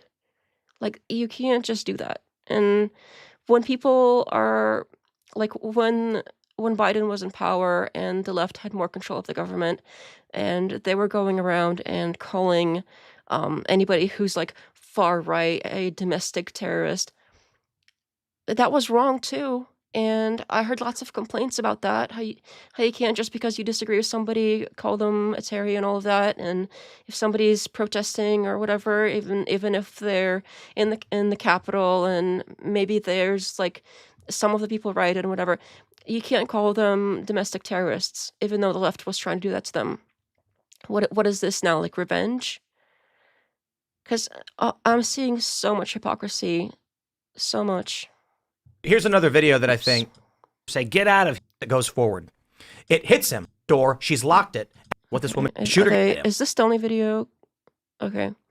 No, maybe not. His hand on the door. It seems like he specifically chose an angle that is somewhat ambiguous with this other guy in the way, when the other lady, like the feminist looking woman, she had a lot of other angles to it. So, and then she had that like paper too that was done on the agents where like this is a practice that seems like something that they would do potentially purposely to like give themselves an excuse.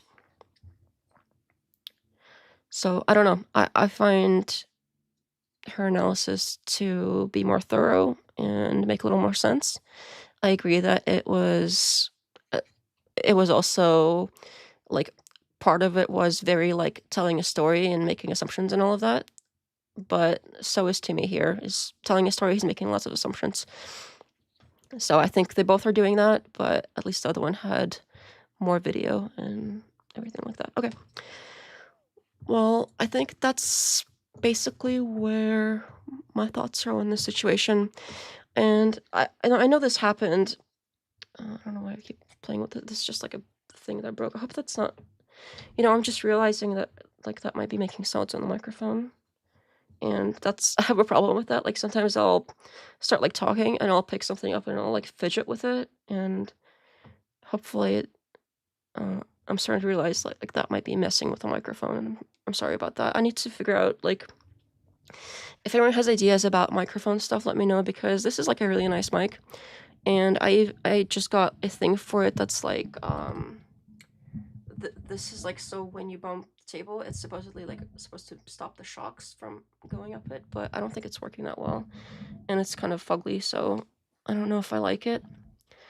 And yeah, so if anyone has different ideas for how to like protect it better from the shocks from the table and the vibrations and stuff. Oh, candy. Let me know, because I do need some water for real here in a minute. Because I do want to like fix that, and especially since I have this tendency to play with stuff like this and like fidget when I talk, it's an even bigger problem than I thought before. Like I check it before the stream and I like, check it in my headphones and it sounds fine, but I'm not doing all the stuff I'm doing during a stream. Like I'm not fidgeting with stuff like that, so I don't think it's like the tests are like good enough. Anyway. Hi, Definited, it's Boomhauer. I don't know how to say your name, but welcome back. It's nice to see you again. I could just go with like Boom, but I don't know if that's like German or something. But the last part, I'm having trouble. Like I don't even know how to say that. But welcome back. It's nice to see you again. Yeah. So besides this, let me switch back so I can look at if there's anything else that I had in my playlist that I saved. Because I think I saved a few videos that I wanted to sort of share thoughts on, I suppose. And then I think somebody suggested that there was a debate between like Grace and Emmett on Modern Day Debate. And I don't mind reviewing some debates. I think that might be fun, but we wouldn't be doing the whole thing. Let me switch over here. Okie dokie. And let me check my playlist here. Where did it go?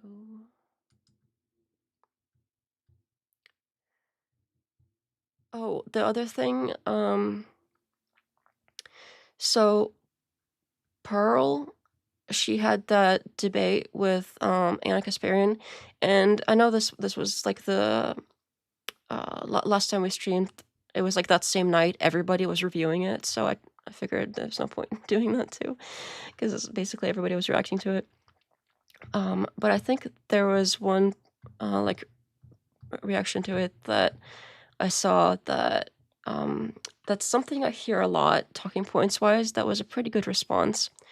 Let me just find it real quick. 1 second.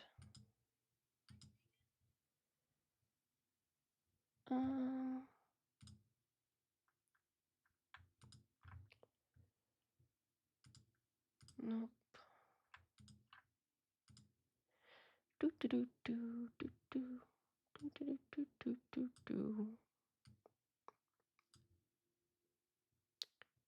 Ocular examination. Did you slip paper between the top and bottom clamps of the boom armor on the desk normal surface?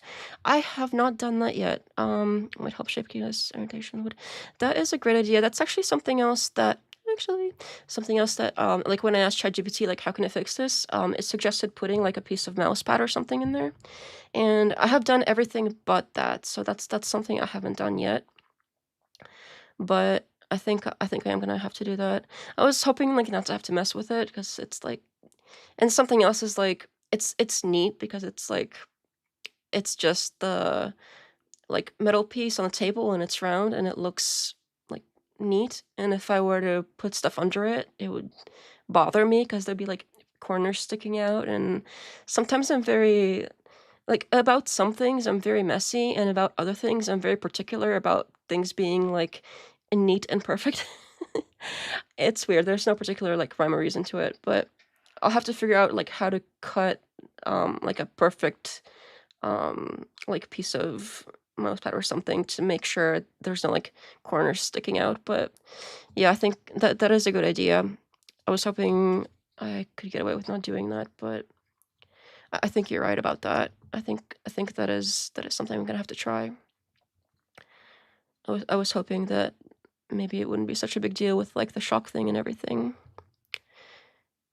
It bothers me too. What's the wood indentations on my wood or bad sounds trade-offs? Yeah.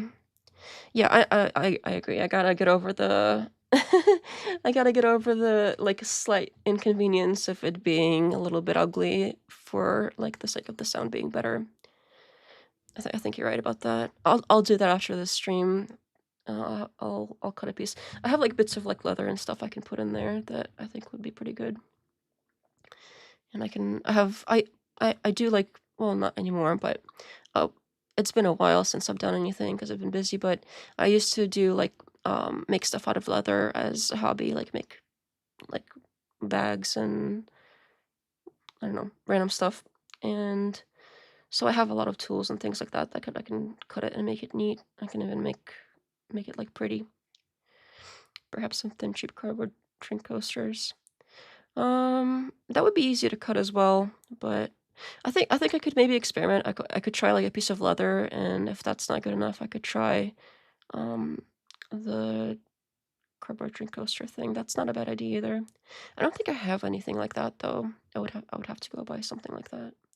I have plenty of bits of leather though that I can cut. And hopefully that works. All right. Let me look at that playlist.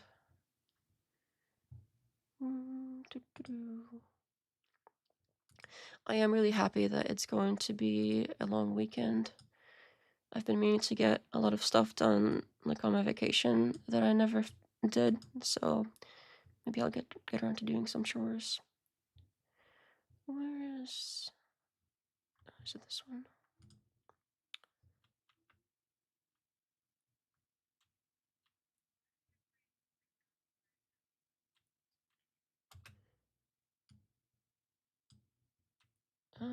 I think it's probably right around here somewhere. Let me pull this transcript down so I can check if this is the right place too. So I don't have to click around too much on this one. But this is the one, yeah, so this is Pearl versus Ana Kasparian, is that her last name? From the Young Turks. So apparently Pearl did terribly here. And that seems to be universally agreed on. Even people that are generally like red pill leaning seem to agree she did a terrible job in this particular case. Around what time is this? 25. We find around what time?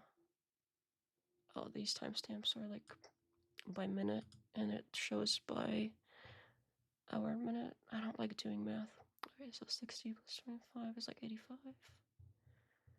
Should be right around here somewhere. And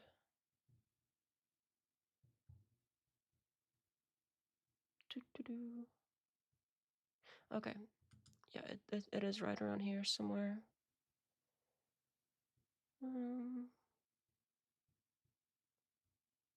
Let's see. Okay, yeah, we'll just play this. Hello, Hurricane. Okay, I'm gonna switch it over. So this is actually somebody else that already did a reaction to it, and I think some of the things they said were like, yes, obviously. So I'll just let them say it. Where's my buttons? I gotta set up my like Stream Deck thing. I had it set up for OBS, but when I switched over to Streamlabs, I forgot.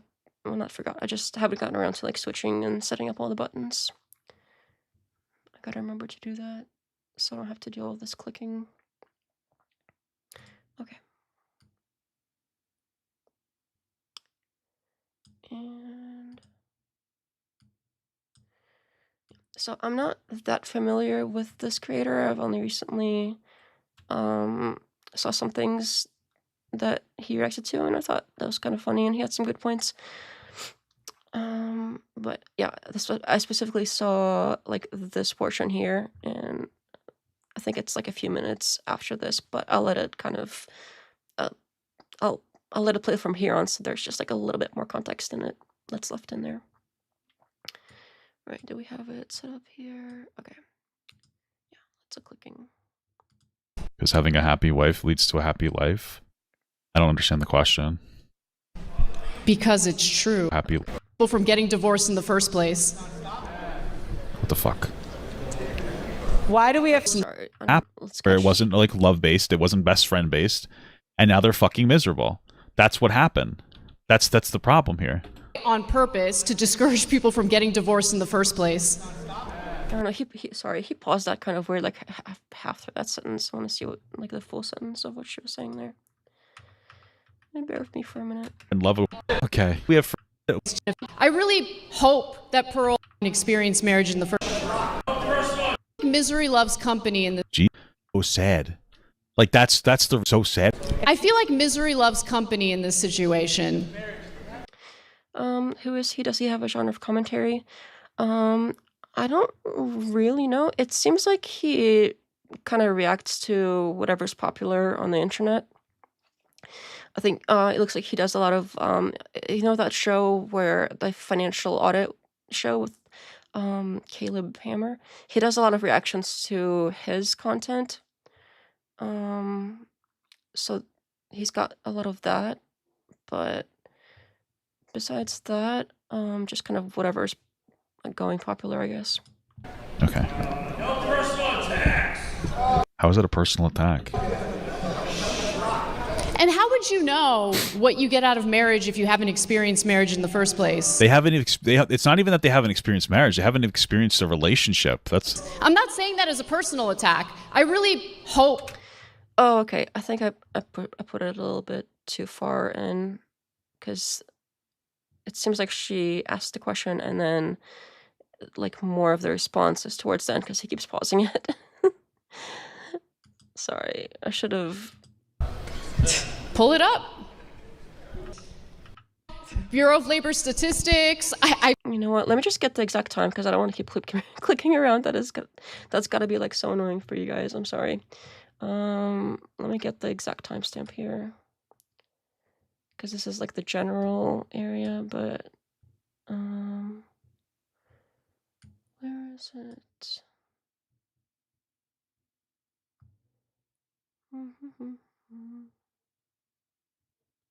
Oh yeah, it's a little bit earlier. That's why.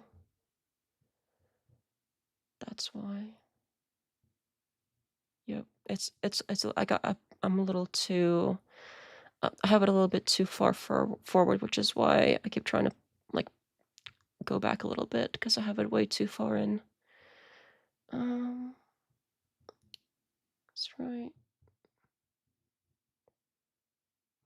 Okay, here it is. 81.35. That would be minus 60, 21.35. So 121.35. So like right here. Okay, here we go. Pros X posts are guaranteed to twist people's faces into knots. Captain Curious, can you call in to Andrew's show? Does he have like a call-in show? I didn't know that he did that, but no, I didn't have plans to do that tonight. And I didn't even know he did like call-in shows. And if he wants to challenge me on something, he's welcome to challenge me to a debate or whatever. Okay. Pull it up. Pearl, the main thing I want people to understand, okay? Pearl's gonna trash women no matter what. That's fine. I'm not trashing But them. my biggest gripe with you is your discouraging. He's doing a TikTok siege. Oh, I don't even do TikTok. I think I created one when I created like some of the other accounts for this channel, but I haven't I don't use TikTok, so I don't even know like how. I've never even done any of those like TikTok live things. I don't know how they work. But no, I'm not doing that. People from entering marriages. I don't tell men what to do. Sell me on. You Okay, advise men to avoid She does. That's her whole platform, is telling men what to do and selling them a victim complex. marriage. Sell me on marriage. What do men get out of marriage? That's a great. I love this question. I'll tell you what I got out of marriage. I got a wife who is my best friend, who listens to me when I'm upset. This is the question I hear a lot on like Red Pill podcast, especially like the Whatever podcast, the Fresh and Fit. This is something they ask all the freaking time. Well, what do men get? What do you get? What do you get? What do you get? You gotta pay for stuff, and then you gotta get stuff in return. If you pay for stuff, you gotta get stuff. Who has, since I've been with her, made me more mentally stable, physically stable. I am more health conscious. Like, I've been losing weight and going to the gym because I have motivation for my wife. She gives me motivation because I've like I think 3x'd my income since I've been with my wife. My friends like me more. My family likes me more. What are you talking about? I get to wake up next to my best friend. I don't know what the fuck you're talking about. I don't know why people think it's so gay to fall in love. It's tremendous. And you want to know what? Like, oh, well, what if you get divorced? That sucks. That sucks. If you got divorced, that's terrible. But if you find somebody that's your best friend, that's how you find, like, that's how you know. And that's fair. Like, divorce is awful. Like, I've never been, but I know that it does even cause people to, end themselves sometimes. And that, I think, if anything, that only goes to show how like valuable their marriage was, if losing that is so bad that they don't even want to be around anymore. If you know where I'm going with that. Like, that's not proof of like marriage bad. That's proof of marriage so good that you don't want to live without it. Like, I don't understand this. Like, what do you get? Like, what do you get? What is? Not everything is about getting, and you do get. Like, I think I'd have to pull up the stats. I wasn't really going to like harp on this for too long, but I know that there's stats that married men tend to live longer, while oddly enough, married women don't live as long as single women, but married men live longer than single men. So you get to live longer. How is that? Is that enough get for you? Like, what more do you need? You get to live. You get to live more than you otherwise would have lived. Like, is that not enough? What more do you need? And besides all the other stuff he said, of course, like everything else he said is also totally valid. You do get all this other stuff, but this, like, what do you get? It has always thrown me off so much. Like, what kind of outlook is that? That's got to be so sad to like look at the world like that, in terms of like constantly trying to see like what you're gonna get out of people. You should marry someone if you want to give, not want to get. And yeah, that's I agree. And it's not because you marry somebody and you give and you don't get anything in return. You do. It's you both give to each other, but the intention I agree that the intention isn't to like extract from the other person. It's if the intention is to give and you both have good intentions, it works out wonderfully and you're both better for it. So this like it's just a sad outlook on life about like what you're gonna get from people, and I don't know. Like if you really have if you really think like, oh well, why should I get married? What do I get from it? Maybe you shouldn't. Like maybe you shouldn't, because you don't deserve to be like whoever marries somebody like that is going to be miserable. If you marry if some woman is out there that marries a man and he's like, what do I get? What are you gonna get me? You gotta get me stuff. Like that would be sad.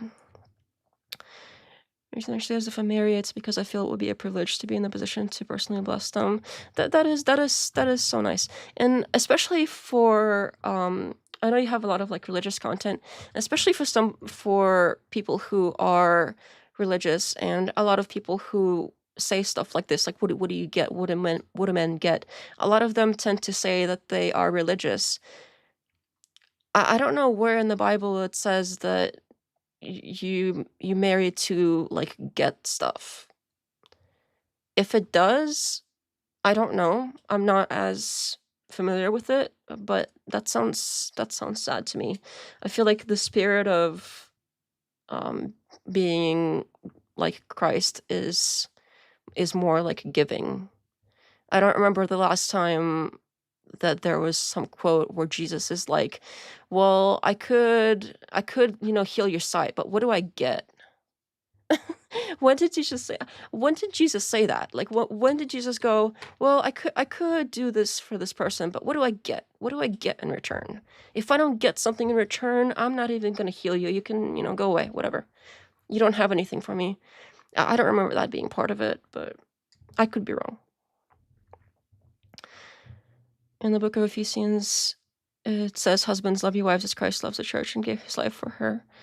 Yeah, I have actually heard that quote before. And I feel like a lot of people who say stuff like this, like, what do I get? Maybe haven't heard that quote enough. And I don't even know much about the Bible, and I'm pretty sure like that sounds really familiar. I've definitely heard people bring that up before. I don't know how to read that phantom. But I'll read the quote, but I won't read the other parts of it because I don't know how to say that. Like, no, I won't even try. Thou shalt only marry when thou gettest.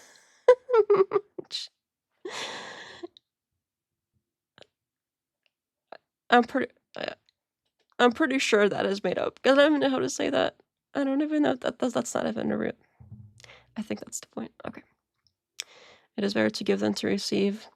Yeah, and I generally agree too. I think and it depends on the person. I think if you're like a sociopath, you probably aren't into giving. But I think for most people that are like normal human beings, it feels good to give, even like not even limited to physical like presence, but even like on Christmas, even atheists celebrate Christmas because it feels good to give presents. It feels nice for like, here I spent time and effort and money and whatever, and I got this for you, and it feels good when they like open it and they're like, oh, even if they pretend to like it, it's like it feels good for somebody to have something and like to show that like you care about people, because people are we're meant to be social. We're not meant to like get all the time.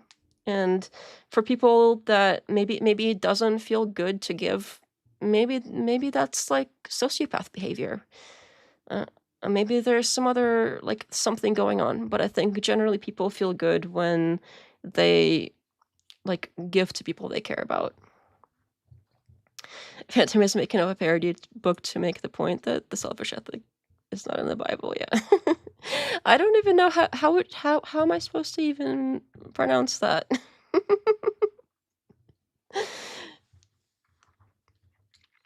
That's almost like Shakespearean too. That's like how, isn't that more like how Shakespeare wrote? All right. Let me finish this. Well, not finish because there's like an hour of this, but I think there's maybe like another few minutes. Oh, you're in love. That's the number one thing I tell you. You find somebody that's your best friend, and you care about them, and you make an effort, and they make an effort back, and they don't judge you when you vent to them. There's nothing replaceable. The worst day of my life will be when my wife dies or when I die. That's it. I'm done. I've got my life is going to be great until one of us dies and the other one dies of a broken heart. That's where I'm at. That's so sweet. Life ends in suffering. Am I right? So, like, you guys sit here and you're so materialistic. Well, when do you get out of a relationship? You've obviously, no one's ever truly loved you. Your mom used to bully you for your weight, even though you weren't overweight, and your dad did nothing to protect you, and you don't see the value in a relationship. That's it. You don't have anything. And those are very masculine hands, Pearl. Those are some very masculine hands. So there's your answer. And if you think I'm gay and cringe, it's because you're a fucking loser who doesn't have these things and you're jealous. I don't know what to tell you, man.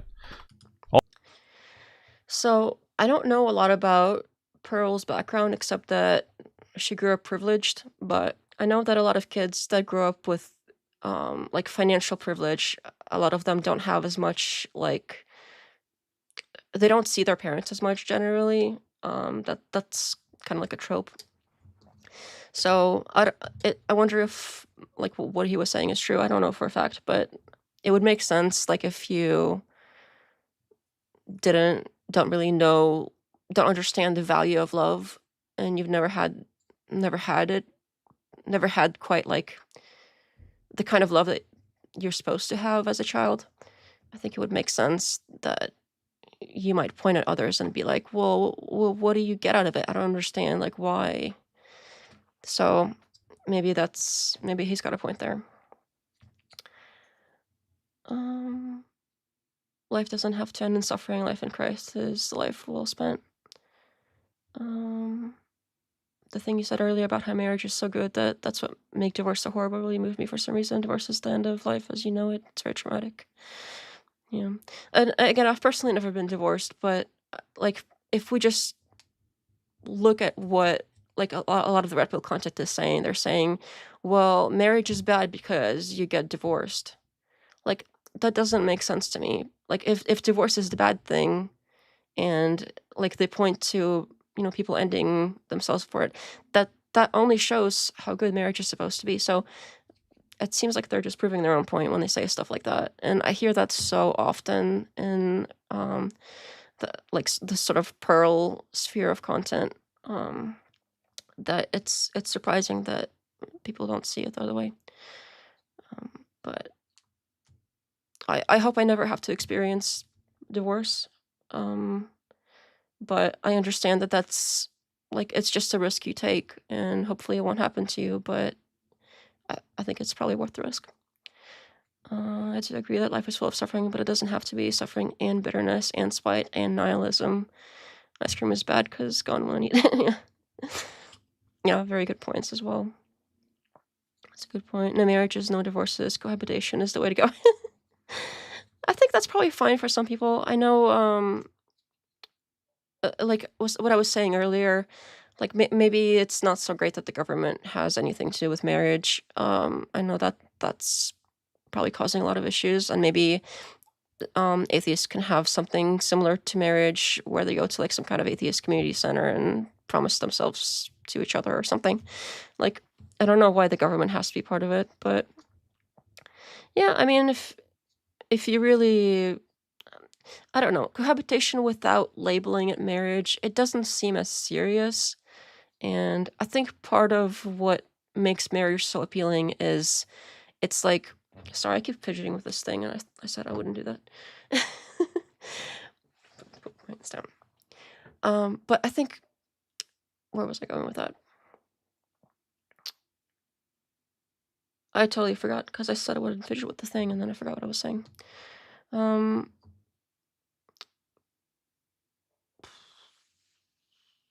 What was it? Maybe it wasn't important enough. It probably wasn't important, and I gotta stop fidgeting with it. But the cohabitation thing. I think people do appreciate marriage more than cohabitation, because there is a level of like promising to be together forever. And I know divorce still happens, but like there is a sort of a feeling of security in it beyond cohabitation. And if you promise to be together forever, that's one thing.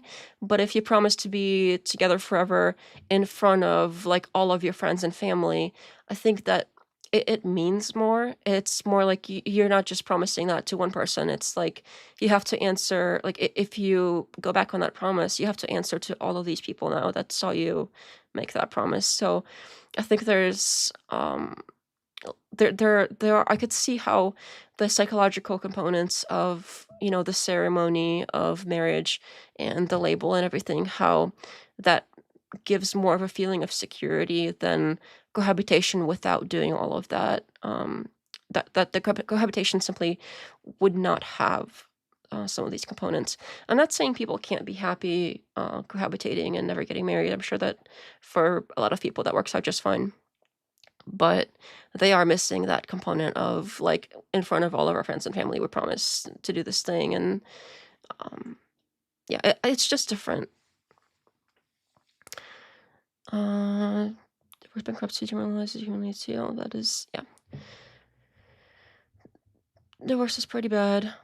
Again, I hope I never have to experience it, but I have heard horror stories about that as well, and it's especially sad when people, like, it is very risky because it is somebody that you're very close to, and the people who are the closest to you have the most power to hurt you as well. So but it tends to be in life in general too, that the more risk you take, the bigger the reward. So if you risk getting hurt like that, you tend to have the bigger reward as well.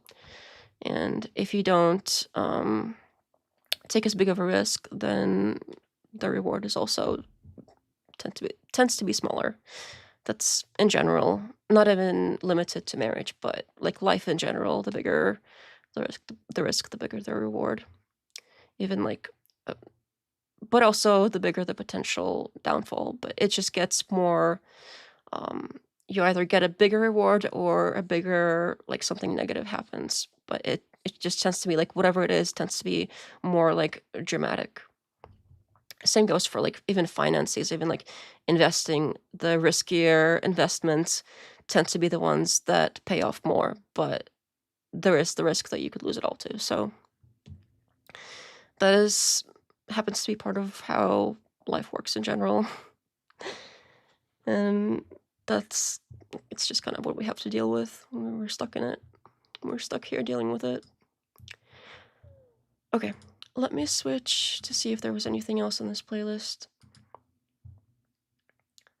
Because I don't know if there's enough time to do like a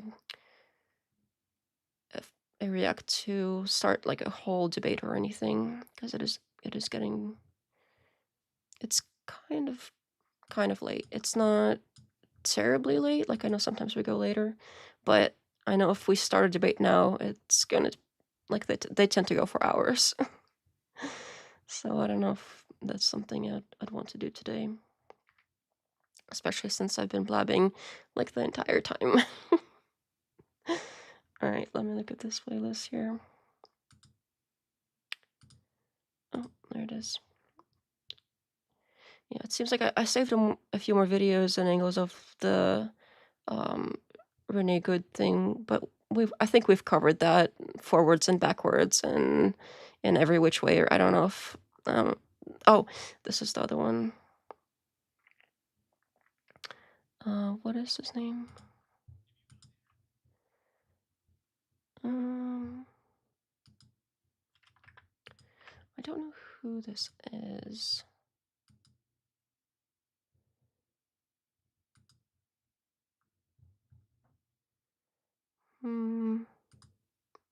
What is this guy's name?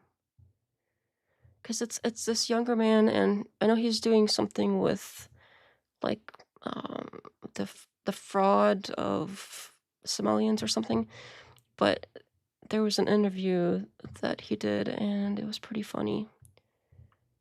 What was this? Nick Shirley. And I haven't looked into the fraud stuff at all. That could very well be true, but he did do an interview, and it went so poorly.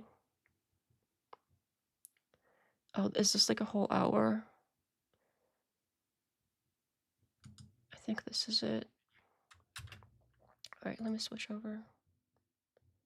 I don't really know what the interview was about. I only saw clips from it, and I thought the clips were funny, so maybe we'll skim through it, and if it sucks, we won't watch the whole thing. Okay, here we go.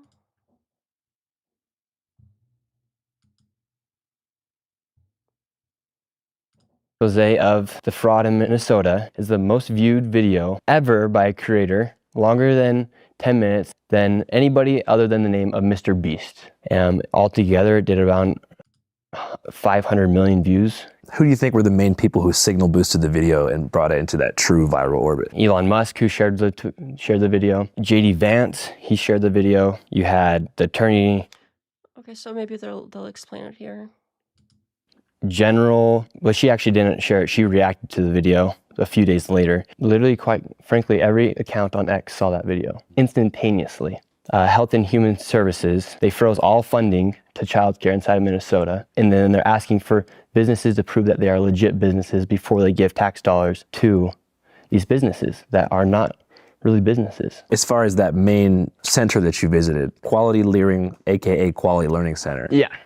Okay, so I saw like a few X posts on this. I haven't seen like the full videos or anything that he did, but it sounds like there were some like either centers for daycare or for like supporting kids, or some kind of centers where the community is supposed to send their kids, and they were taking this money from the government and saying they're using it to support like the kids or whatever, but there weren't really kids there or something, so they were just kind of pocketing the money. I think it was something like that. So was there ever any kids there in the first place? No. There. So that daycare center, it's been operating fraudulently. It's actually had over 90 violations over the past few years. And the day that I went there at 11 a.m. Their operating hours are from 2 to 10 p.m., they're now saying.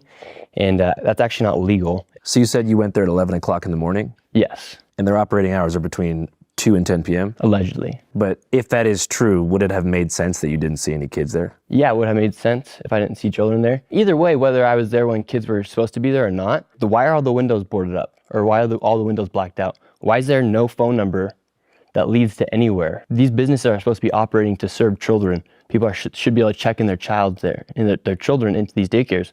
It's literally impossible. Did you see some of the footage released by CBS Minnesota affiliate station that showed kids entering and exiting the facility? Yeah, the one on the ABC. Mm-hmm. Yeah, so that one received over $1 million. It's licensed for 40 children. CBS, I believe, they go in there the day after I had posted my video. Obviously, they're going to have children there when they're getting all this heat. I take my kids here, 2 o'clock to 10. Yeah, there's a lot of kids inside. And same thing at that daycare. Why are all the windows blacked out? This is a daycare. Why can't...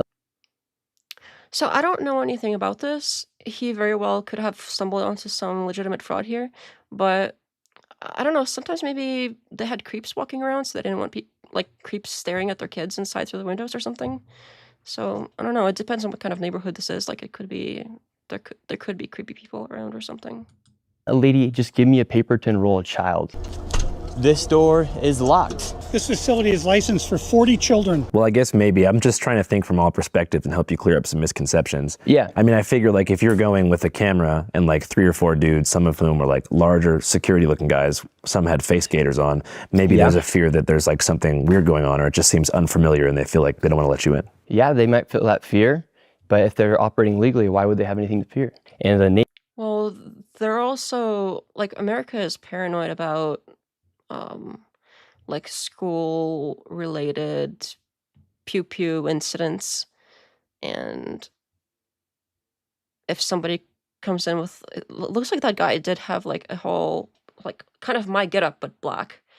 So if a big guy comes in with like a all black like thing, like but like this, like it's pretty intimidating. You could be afraid that the kids are gonna get like hurt or kidnapped or something. So I could also see that.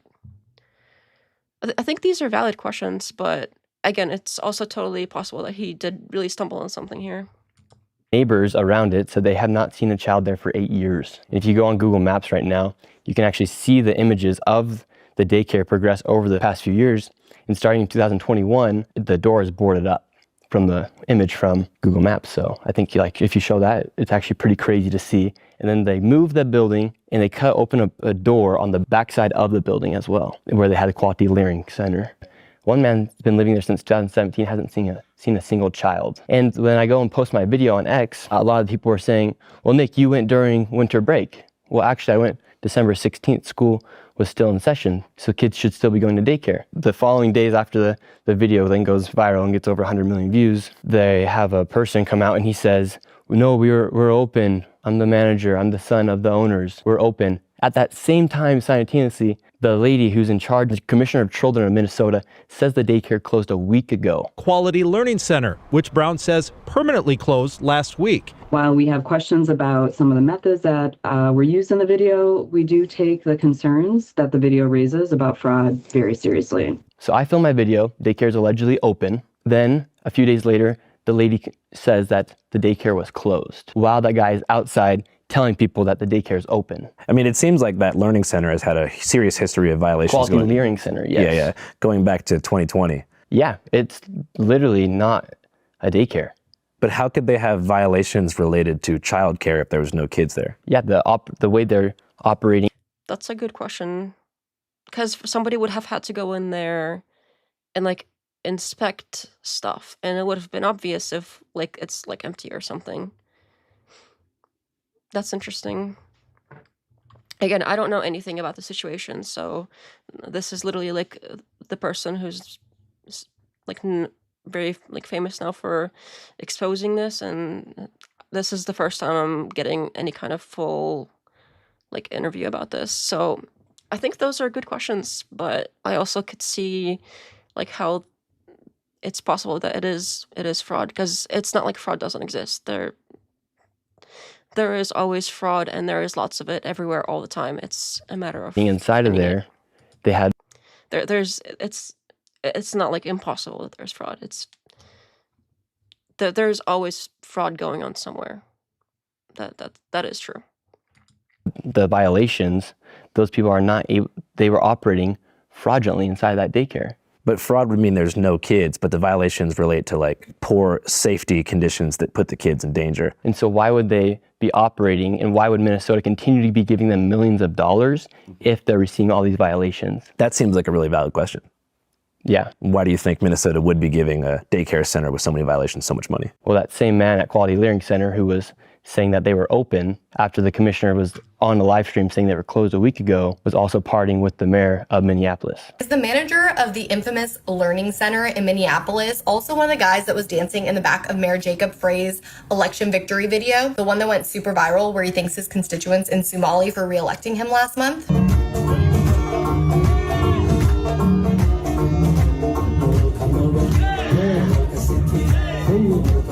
So you feel like there's kind of... I find that a little weird. Like, I don't know. I think the governments in America shouldn't be so attached to a foreign country.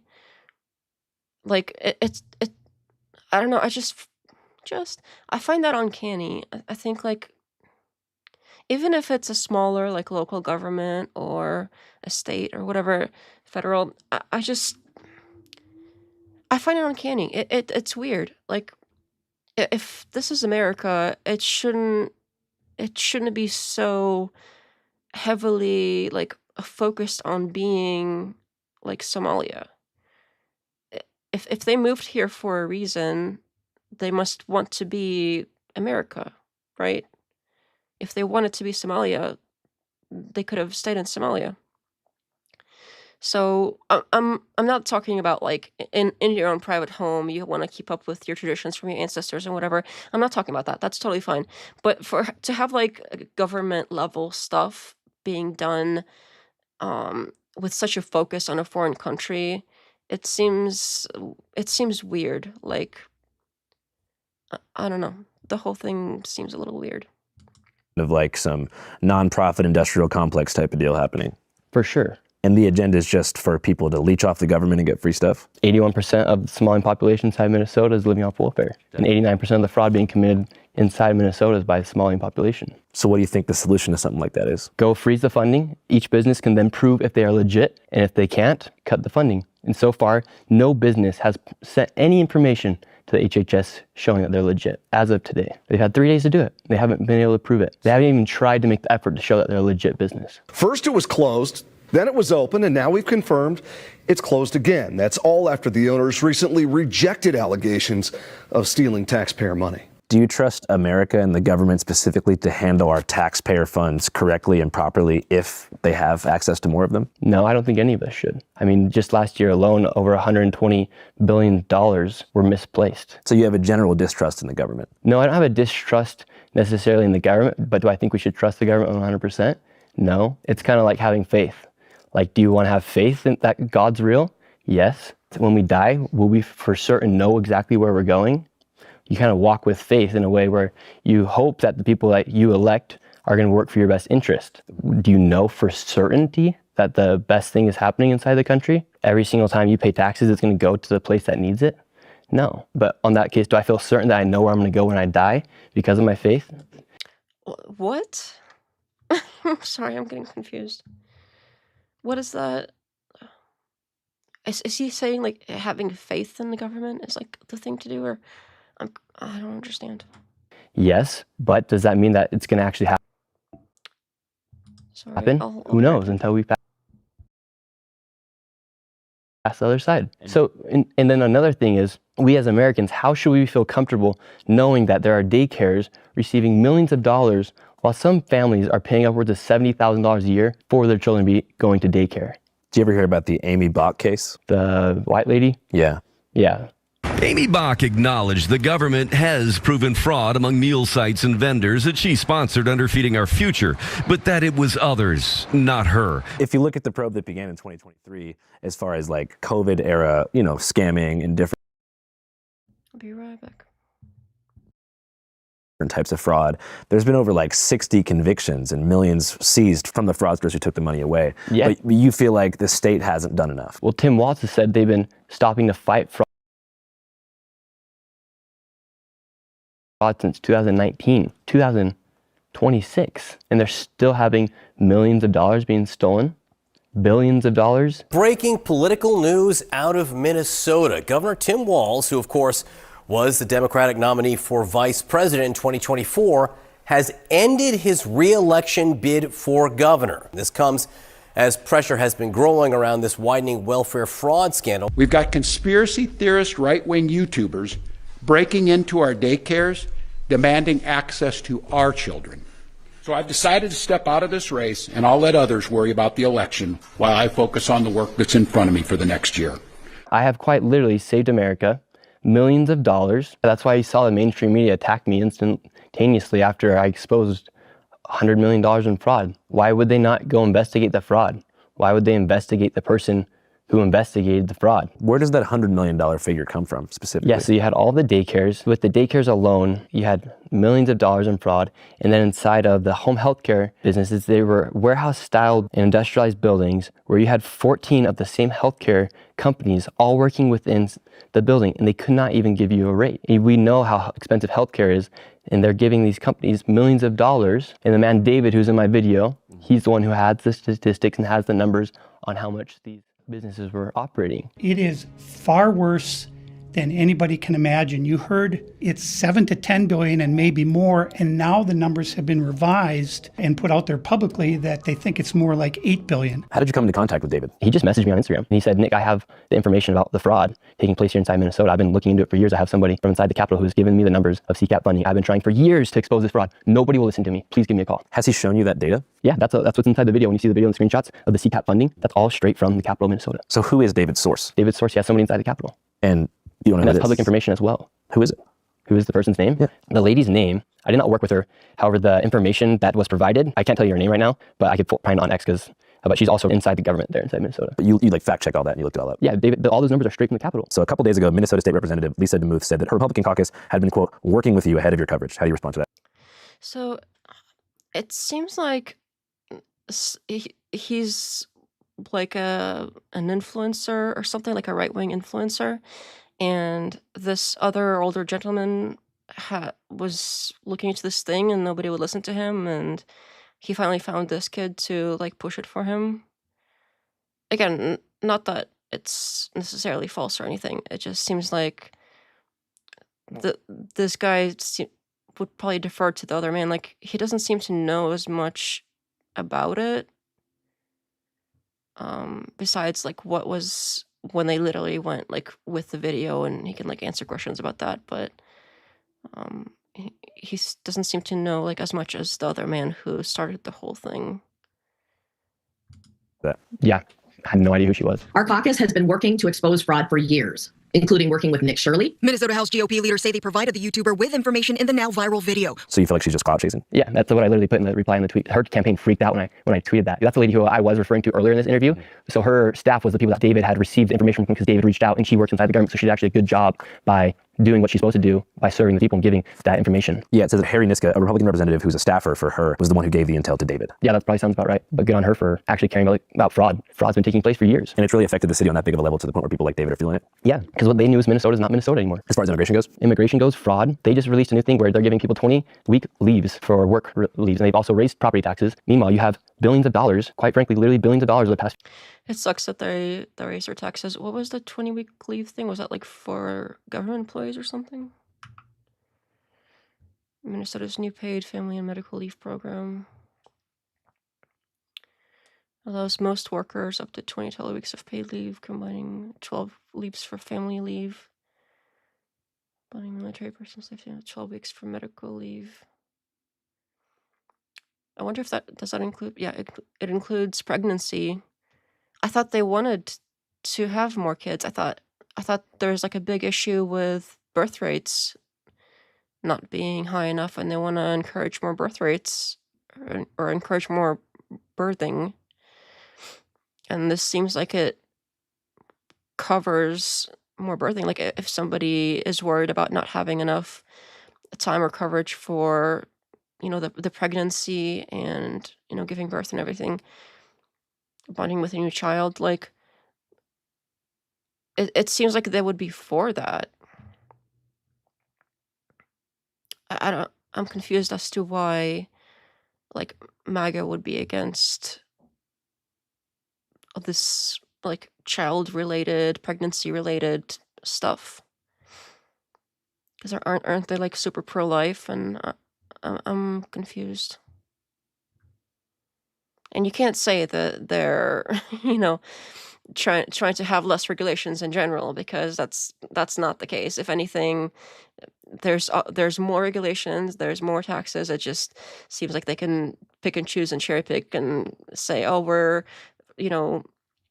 small government when it's convenient, but in general they're not small government. So if they're not actually small government, I don't see why this particular thing is such a big deal to them. Put it in the same pile as everything else. Put it all the war spending and everything else, like covering bonding with a new child and pregnancy. That seems like something they would be all like screaming for. Like, yes, let's have more of that, right? I'm just baffled. Or work leaves, and they've also raised property taxes. Meanwhile, you have billions of dollars, quite frankly, literally billions of dollars over the past few years going to fraud. It's not a hyperbole, it's fact.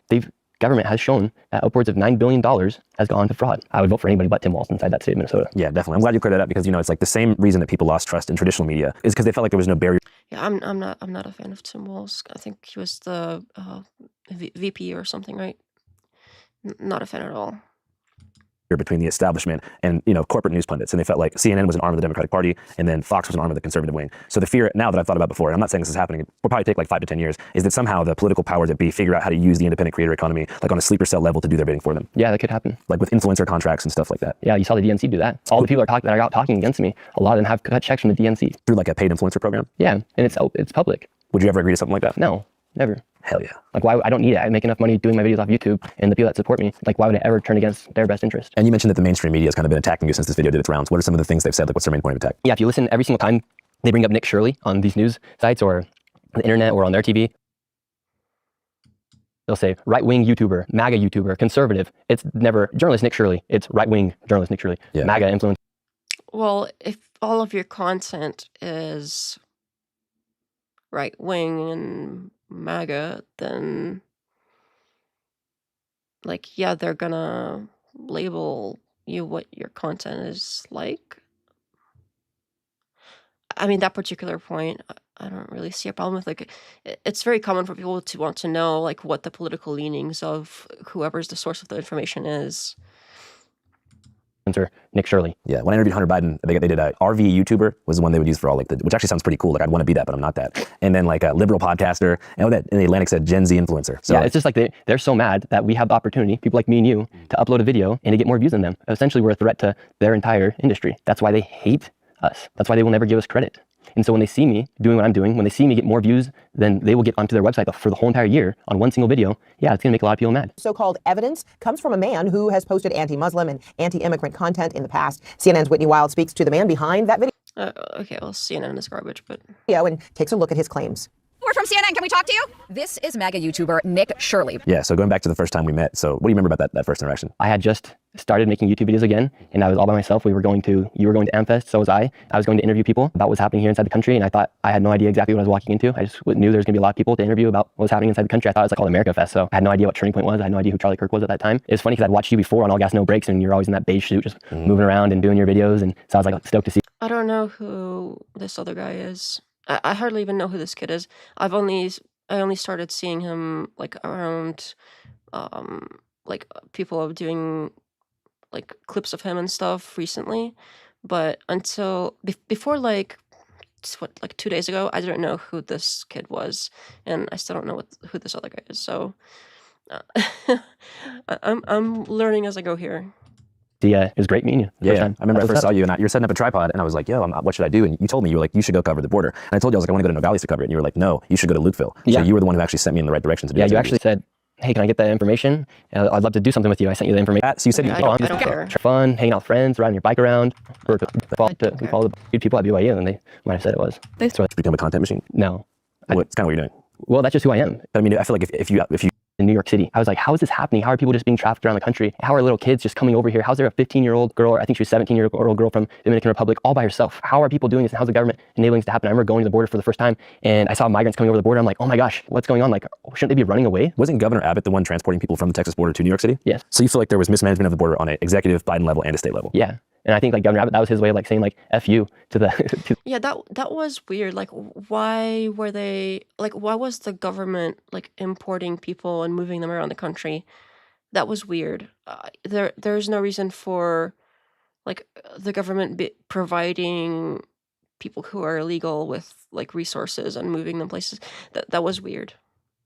The sanctuary cities, and for the Democrats for just accepting and letting this happen, saying, okay, well, we're not going to deal with it. You guys go ahead and deal with it. And we'll give them bus to get out of our state or city. So you feel like migrants kind of became political pawns for the two parties in America? Yeah, well, we all know, like, obviously it was because they wanted to vote. Fill the swing states, fill the big cities. We would have seen what was going to happen, but thankfully Trump won. How do you think Trump's doing so far this term? I think Trump's delivering, especially on crises like the border. I think that's been the major win of this election. Right now, you're not seeing illegal migrants come into the country. Me and you both did videos at the Lukeville border. We spoke with migrants. That was the most inhumane thing that I think America's seen in years, as far as letting people be trafficked into the United States and then bringing them into the system, making them rely on the government, not giving them working visas, putting them inside of shelters, busing them all around the country. Families were separated. Thousands of children went missing. The government was literally trafficking children into the United States.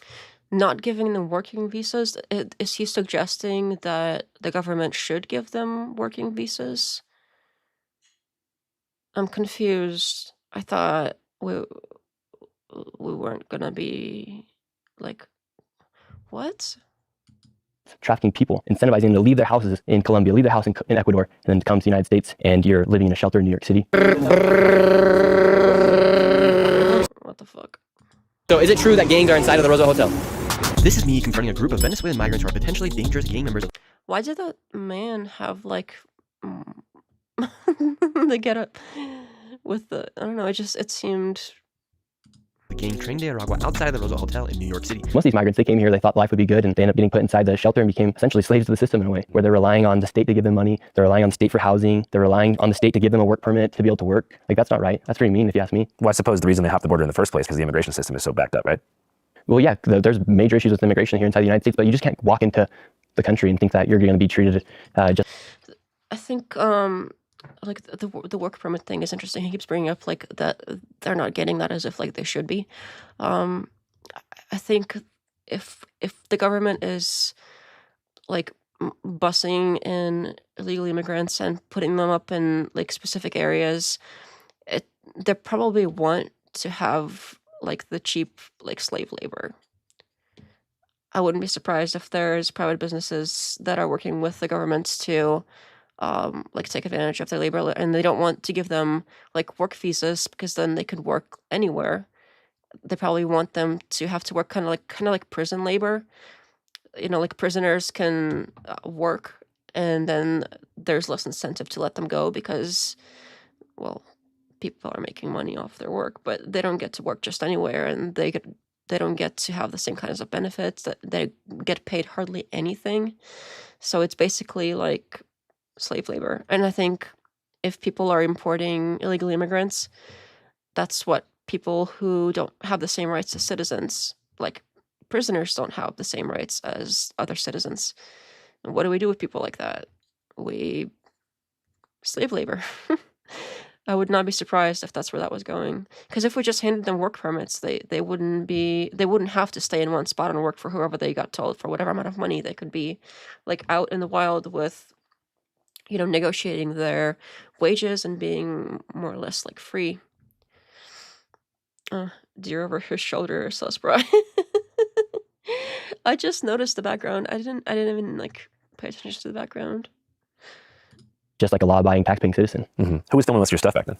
Me, myself, and then I also bring my mom with me. She's like a producer on the channel, kind of. So they're coming right now because it is an opportunity for them to come, and they are taking that opportunity, and they're coming here. And Nick and I wanted to show, because all of America, we just sit at home and watch this on our TV and get angry with it, and we wanted to show, like, this mom. Oh my God. I know nothing about her, but I don't know. I shouldn't say anything bad. I don't know anything about her, but the way she seems to kind of like butt into his whole thing, I don't know. What is truly happening? We have been there. Did she have any kind of career in content creation prior to you guys working together? She actually went to school for journalism and to be a broadcaster. Did she have a hand in your decision? That's gotta be rough. If she went to school to be a journalist and her son like puts up YouTube stuff and it grows to be like viral, that's gotta hurt. Like if she would spend her life trying to like be somebody, and then her kid does basically nothing and does and gets further. That explains why she's okay. Yeah, that explains that. I don't know. Something just off-putting. Man, this is my channel. The mom is a little goofy. Yeah, she probably wanted to be like super famous, and now that her kid is super famous, she sees the chance to, you know, start pushing herself in there. I don't know.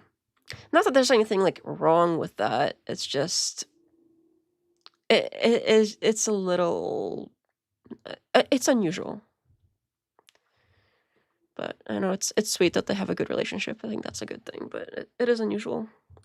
To really like start taking things more seriously as far as political coverage? No, actually, she didn't really believe in like anything I thought politically. But as you know, during like 2020, for instance, on my channel, I couldn't put Trump's name in a title or thumbnail without the video being demonetized. Mm-hmm. And so there was no incentive to actually create political content that time, especially if you're a smaller creator, because you couldn't get the video to be seen by anybody. Mm-hmm.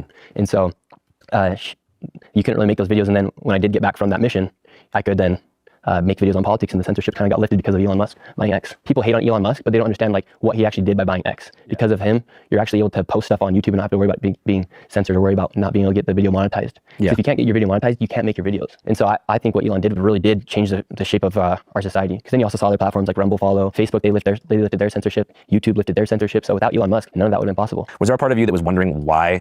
For sure, Rumble was always like pretty good about not banning people for pro-Trump content because that's all they have. So I don't know what he meant by like Rumble followed X. Rumble was like that the whole time. Seinfeld, not that there's anything wrong with that. I haven't seen Seinfeld. That's something I know a lot of people quote, and every time I'm sorry, I'm completely lost. That is the one show that probably like most people have seen that I haven't, and I don't know, I never had the desire to either. I heard it was funny though. A lot of people love it.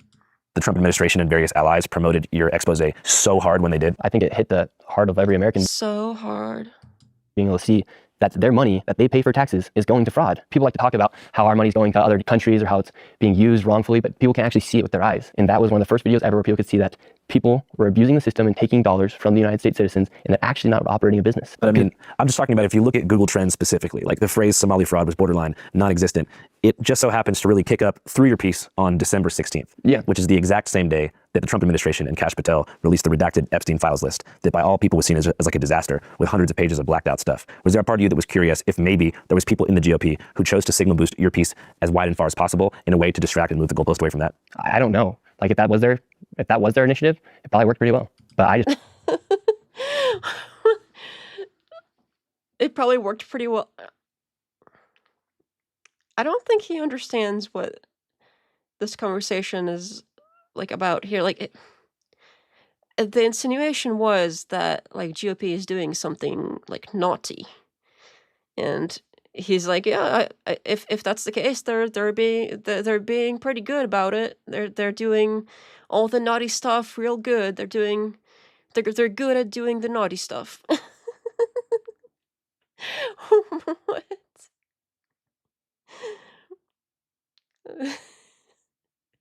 Yeah, they're real good at like misleading the public.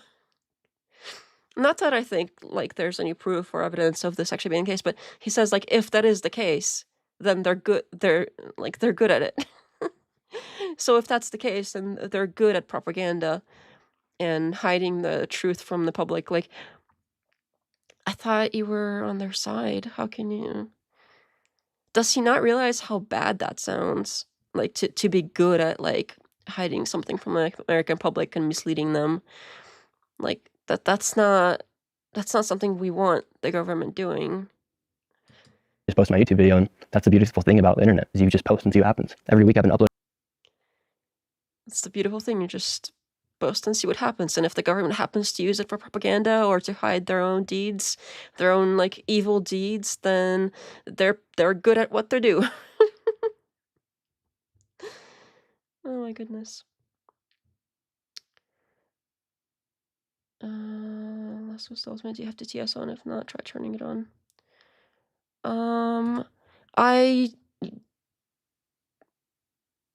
For the chat. I have to TS on. Well, I did have it for like donations, but it's not working right now because I was messing with it. Although it should be, it's weird that it's not.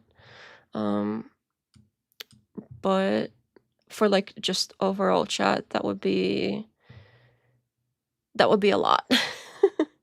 I don't think the show would work with all of the chat being constantly read. Wait, for not dono to have TTS? Yeah, that's not sorry. That's not gonna happen. That would be obnoxious. That's not how anybody does it. I don't know if like a single I don't know if a single person that does TTS for like non-donations. Do you know how much you would hate me after that? Ever played the Battlecast? No. But do you have Battletoads? If you don't have Battletoads, get out of my chat. Okay, where were we? Uploading video, to me, that was just gonna be like another YouTube upload. Like I didn't know that it was gonna be the most viewed video ever on X. You're trying to say that it was some coordinated attack to get people's eyes away from Epstein, but the majority of the traffic, it has over 600,000. I think it has over 600,000 likes. So it wasn't just Elon Musk who was sharing the video. It was everyday Americans who were showing that video because they're sick. Hey, what's up guys? Channel 5 Live reporting here from the new mobile editing studio. So statewide fraud is a serious issue. Defrauding people is bad and not cool whatsoever. And I tend to think that it's a good thing when citizens and citizen journalists put elected officials under a magnifying glass to figure out what the frick is going on. But before most people get the raw facts and data, the narrative is already being shaped by who, you might ask? Both sides of the mainstream media. And to be honest with you guys, nobody is immune to algorithm-driven political hypnosis. What is with this like music? It's cringe.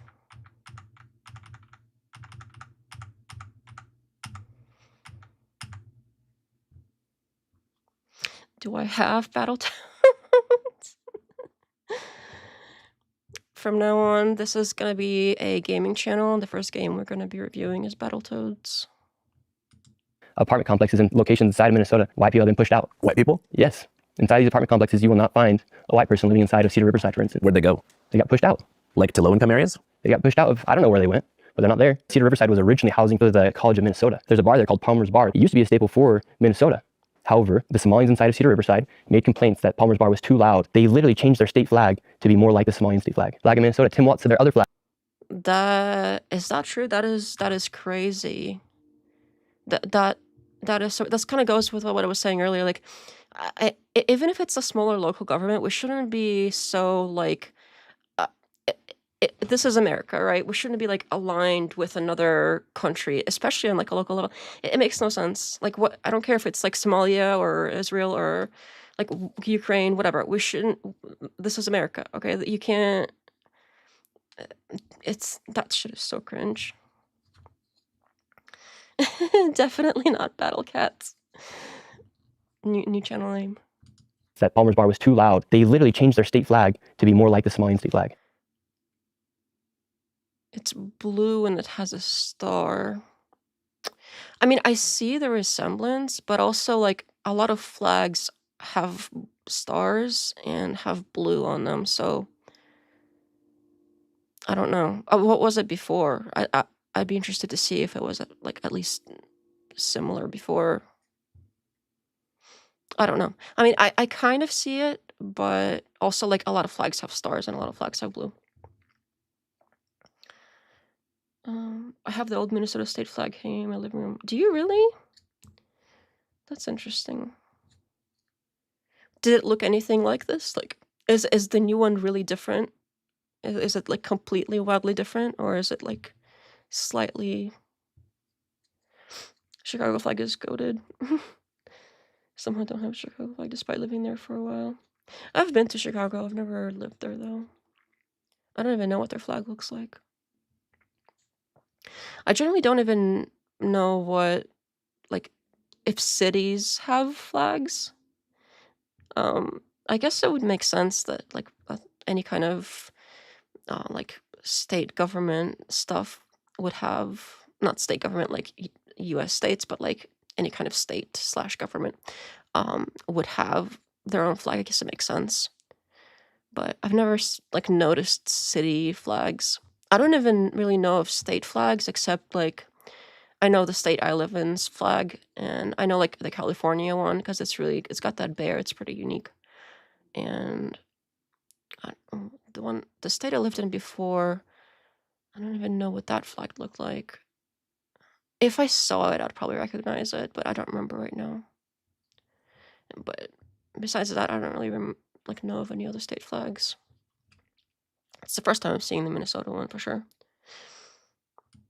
Flag in Minnesota, Tim Watts said their other flag was racist, and he called people like me. This was it. Okay, I should have just let it play. This was it. This was the old one. So it was also blue, but they put a star on it, and the star, it doesn't look the same as the. I don't know. Literally changed their state flag to be more like the Somalian state flag. Flag in Minnesota. So is this the Somalian state flag on the right here? Because this star is completely different. And we have stars on the American flag, so it's having like a star on the flag.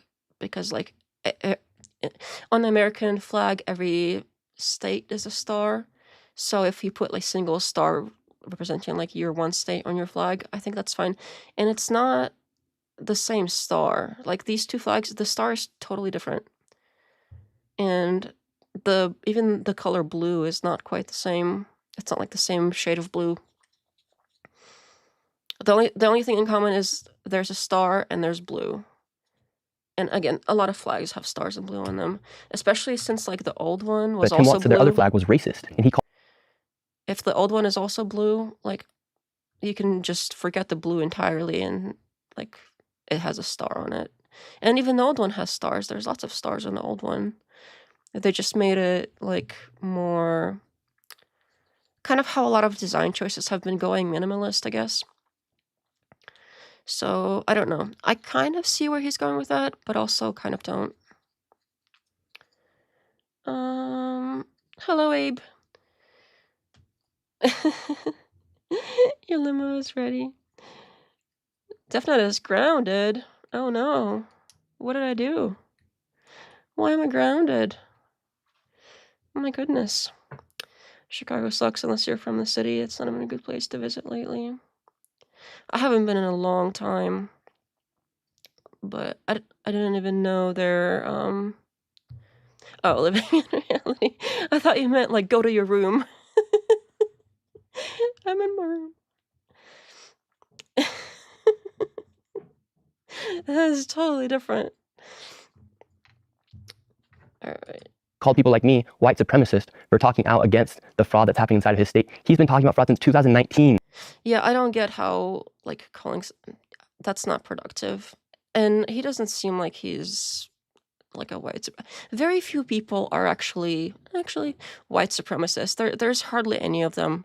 And it's such a crappy label. Like, if you don't like somebody's politics, to, like, bring up the race thing and say, oh, well, it's because you're, like, white, or you're not, like, black enough or whatever. It doesn't make sense. Like, I hate it when people bring race into it and label people either like racist or white supremacist. Those are, it's nasty. Like, so few people are really, like, there's so few like real white supremacists that even bringing them up is kind of irrelevant. Like, there's just so few. I don't think they're relevant to the conversation. And calling other people that is just like rude for no reason.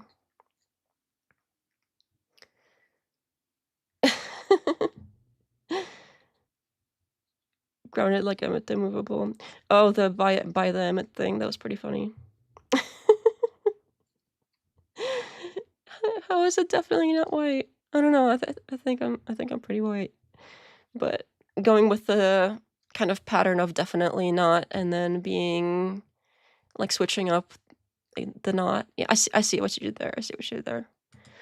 How do you feel about the way the, I guess, liberal side of the mainstream media has characterized the reporting? They're defending fraud. I'm showing people what's happening. I showed it exactly how it is, as it is. And now they're defending fraud. Even if one of these businesses is operating, why should any American be happy or be satisfied with daycares ran by all Somalians receiving millions of dollars? And out of the population of Minnesota, I believe it's around 5.8 million. You have not seen one single Minnesotan say that their child was inside those daycares. I've seen a couple interviews with people who are saying their child was in the daycare. Who are they?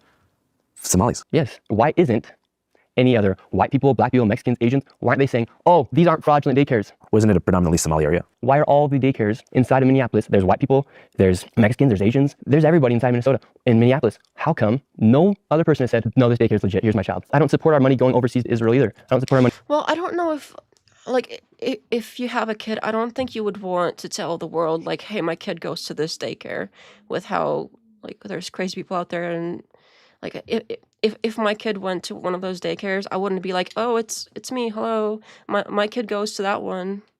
If anyone's interested in kidnapping my child, that's where you gotta go. Like, so I kind of see why people wouldn't want to speak up and be like, oh, my kid goes here. But also, if there really is like fraud here, like, of course, investigate and do what you gotta do, pull the money, whatever, prosecute, do what you gotta do. But at the same time, like, it's not unusual for, and again, I'm not a fan of this. I feel like if people move from another country, they should do their best to assimilate. But people do tend to do this, like there's Chinatowns, and there's like basically every sort of like immigrant group that moves to America, a lot of them do tend to move closer to other people from their same country, because it's like familiar to them, and that does tend to form these like over time these large areas where it's like primarily a group from a certain country. And I'm not a fan of that because they're not like if they were to spread out more, they would be more like immersed in the American culture and be more like cohesive with everybody else. But the way that they're like self-segregating, I don't know if that's like such a great idea, but that is something that does tend to happen. So the fact that there's a lot of them in one area, I don't think it's necessarily nefarious. It's something that a lot of immigrants tend to do is they tend to go where other people like them are.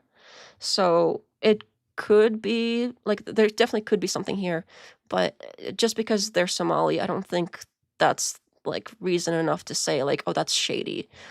Because people go where other people like them are. That's kind of normal. I'm from Grids area, even down there is full of WS people. I don't know what that is. Kidnap kindergarten. Every day at 8 or 5, you can tell if a daycare is operable.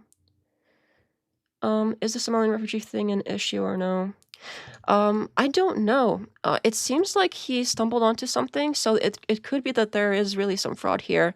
But some of the arguments, they're not really making sense, but some of them are. Like, I think if you, especially in the beginning, like it seems like they were inspected and they got some, like write-ups for like, oh, you're doing this wrong and you're doing this wrong. So somebody did go there at some point, and there must have been enough of a daycare or whatever there for them to say like, what was it called? It was over here somewhere. Like they got hit with they got fined for stuff like not having stuff right. So but that could be just one of them, and it seems like there's a pattern of this. So there very well could be fraud going on, but also kind of throwing too wide of a net. I would be concerned about that because it seems like there's also no focus on, well, why are they all Somali? Like, well, they live in the same area. Like that's not that unusual. It's not great, but it's not like on its own. Like that's not naughty. You can't like living around people that are more like you. That's not like nefarious. But if some of them are like stealing money and doing this fraud stuff, that should definitely be looked into. So I don't know. Are they technically refugees if they have conquered new territory and planted their flag? Well, that's a good point. Again, I don't really know if that flag is necessarily like so close to it that you can say that for sure, but there's somewhat a resemblance. But are these people refugees? I thought they were just like regular immigrants. But again, this is the first time I'm even looking into this. I haven't seen this before. I haven't seen this like discussion at all until now. I've seen like a couple tweets like yesterday, and that's about it. But this is the first time I'm even hearing about it. It's been recorded for years. That's not one particular ethnicity. It's not usual. It's still a box right now. Yeah. Money funding Ukraine. But what I can actually see with my own eyes is the money coming here inside the United States that's being spent fraudulently. People And that's shitty. That is don't shitty. understand that. What do you think is the biggest thing you risk doing this type of work? People have doxed me. There's death threats. I have 20% security right now because of how crazy people are mad at me for exposing fraud. What are some of these death threats? Like, what do they say? One person sent me a photo. You can grab it from my ex and put it on the screen. He said, this is going to be you on April 27th on the side of the highway. And it was a photo of a man with his head decapitated in a trench. Another person openly said, TikTok, TikTok, Nick, Shirley's time's coming. Why are Democrats calling me a white supremacist for talking against fraud? I have 24/7 security with me right now because people think me exposing fraud. That's disgusting, especially with like how Charlie Kirk actually did get assassinated. That's really shitty for like nobody should be getting death threats. But it's like I'm not surprised because it seems like people are very loose with that kind of thing. Anytime somebody speaks up and they have any kind of reach, people disagree with him, which everybody disagrees with something. Like you're never gonna have 100% agreement across the board. There's always gonna be people that disagree, and it seems like no matter what, there's gonna be death threats. That's something that people feel comfortable doing over the internet. It shouldn't be the case. It's unacceptable. But it's not unusual. It's very common. You can say like one thing that's a little bit off and not even be that famous or anything, and you'll get death threats. It's like the internet has made it so common, just because of the anonymity factor and the whole like you're not close to the person, so it feels more okay to be like mean to them and to like hurt them because it's like they're not real people because they're far away. And that's really unfortunate. Nobody should be doing that. When you are your own moral justification, all things are permitted. I think a refugee status system needs re-examined. I agree. I think so too. If it seems like people can just come in and be like, "Oh, I have problems," and they're counted as refugees automatically. One of the issues with that is if you pass up other countries that, like, say you're in country X and it's like the worst place ever. There's like war going on. You're in physical danger. People are hunting you down, and you can go to country Y or you can go to America. But if you pass country Y on your way to America and nobody's hunting you down in country Y, there's no reason that you can't just stay in country Y. In fact, I think that's generally the accepted thing is like for refugees, if you are a refugee, you should go to the nearest country or the first country that you get to where you're no longer like in grave danger and stay there. Like that's the country that should be your goal. But it seems like a lot of them are taking advantage of like the whole refugee thing to come to America specifically, and that's more of like using the refugee status as to be an economic migrant, and I think that's cheating. Like that's unacceptable. But it's not like some of them could very well be real refugees, but I would be willing to bet that a lot of them could have stayed in Mexico and been just as safe as they are here, or almost, or like safe enough, because you can't have like sure, America is probably like one of the best countries to be in, but we can't have literally everybody on the planet move here. At some point, you have to draw the line. Fraud is bad. And was that something that has kind of like deepened your perception of the left as being like super crazy and messed up? Yeah, I just think everything they say they're the party of peace, party of acceptance. Meanwhile, they call people like me fascists and Nazis. Yeah, they call me a fascist. Meanwhile, they won't let me speak. One lady, she came up to me, she took her shirt off, started jumping all over me, and she said, "Say Black Lives Matter. Say Black Lives Matter." I said, "All lives matter." She said, "Get out of here, white boy." Like what they're saying does not make sense. Black lives matter. My life matters too. No, it doesn't. Well, I think it was probably, it hits a little different now than it did back in the middle of 2020. But even then, all lives matter. Yeah. That should not be a hot take. Yeah, but the conversation was specifically about like police brutality in black communities. Okay, cool. All lives matter still. I just can't fathom how people can side with people who have gone so far left to the point where they call people like me a fascist or Nazi, or they think the take all lives matter is controversial, or they think that when somebody gets deported when they've been here illegally is a controversial take. It's going to CCOP. How did you end up down there? Yeah, so on the topic of immigration, I was doing these videos and I was seeing... Yeah, I hate it when people like come up to strangers on the street and force them to say stuff. Like that's harassment. These cartels come, these caravans come through. I was like, well, I'm going to join one of the I'm going to join a caravan. Like I'm going to join in their journey. So I was looking at the map and I thought El Salvador would be like a perfect section point to go join a caravan. Yeah. It's kind of crazy idea to go join a caravan. No, it's a sick idea. At that point in time, I wanted to see what's happening with the immigration. And so I thought, okay, I'm going to go to El Salvador. I'm going to go speak to people. I'm going to find a caravan. And I'm going to go from El Salvador to Mexico and make it all the way to the United States. I get to El Salvador and they're like, no, we don't have any migrants here. We just actually put all our gangs in the prison. Like we're thriving. I had to change my plan and make a video about how one country actually solved migration to the point where they're actually having people come back to the country versus leaving. And you finally got up in there. Yeah, I'm still the only American to ever own, and you actually asked for the contact, but I couldn't give it to you. Yeah, you know what I was thinking about, man, is like on that note, how do you think I could like build more credibility on like the more conservative side of the aisle as far as interviews go? Don't be afraid to say what are Somalians known for when you know the answer inside your head, but you're too afraid to say it. Well, I just don't know if it's based on a stereotype or if it's not. You know what they're known for. You said it. Well, pirates. So you're scared. I'm not scared. I just want to go and talk to them. I'm not scared. I don't want to go out and say things about people if I don't know the community. Like I go to the restaurants. Exactly. I asked you the question. What are they known for? And I knew you knew what they were. Because Hollywood promoted Captain Phillips. I mean, what are we known for in Somalia? I don't know. Cheeseburgers. So why'd you question your thought? I'm not that smart. So you're asking how do you gain credibility and trust? Will you say? I don't know. This is a little weird. Like, oh, Somalians, what are they known for? That's I don't really get that, because you can. It's one thing to like look at statistics and see like, sure, it's true that some races are more prone to doing certain things than others, and sure, you can look at that and maybe judge risks a certain way, but to just generalize overall and be like, oh well, what are these kinds of people known for? I don't really like that. I don't know if he means that as like in a really bad way. I think he's just frustrated with being called like white supremacist and all this stuff. So he's put in this like defensive position, and they are pushing him like closer to really separating himself from other kinds of people by treating him that way. So I don't think he's like out of malice. I think yeah. But it's regardless of that, it's still not a great thing to say like, oh, what are these people known for? What are these people known for? Uh, Like it's not really helpful to generalize like that. Like if some group of people are like shitty people, get rid of those people. But I don't know. I don't know if this is like that big of a deal, but it's kind of a Say a fact for a fact. And the fact is, we need a clean sweep of immigration system. What is this chicken thing?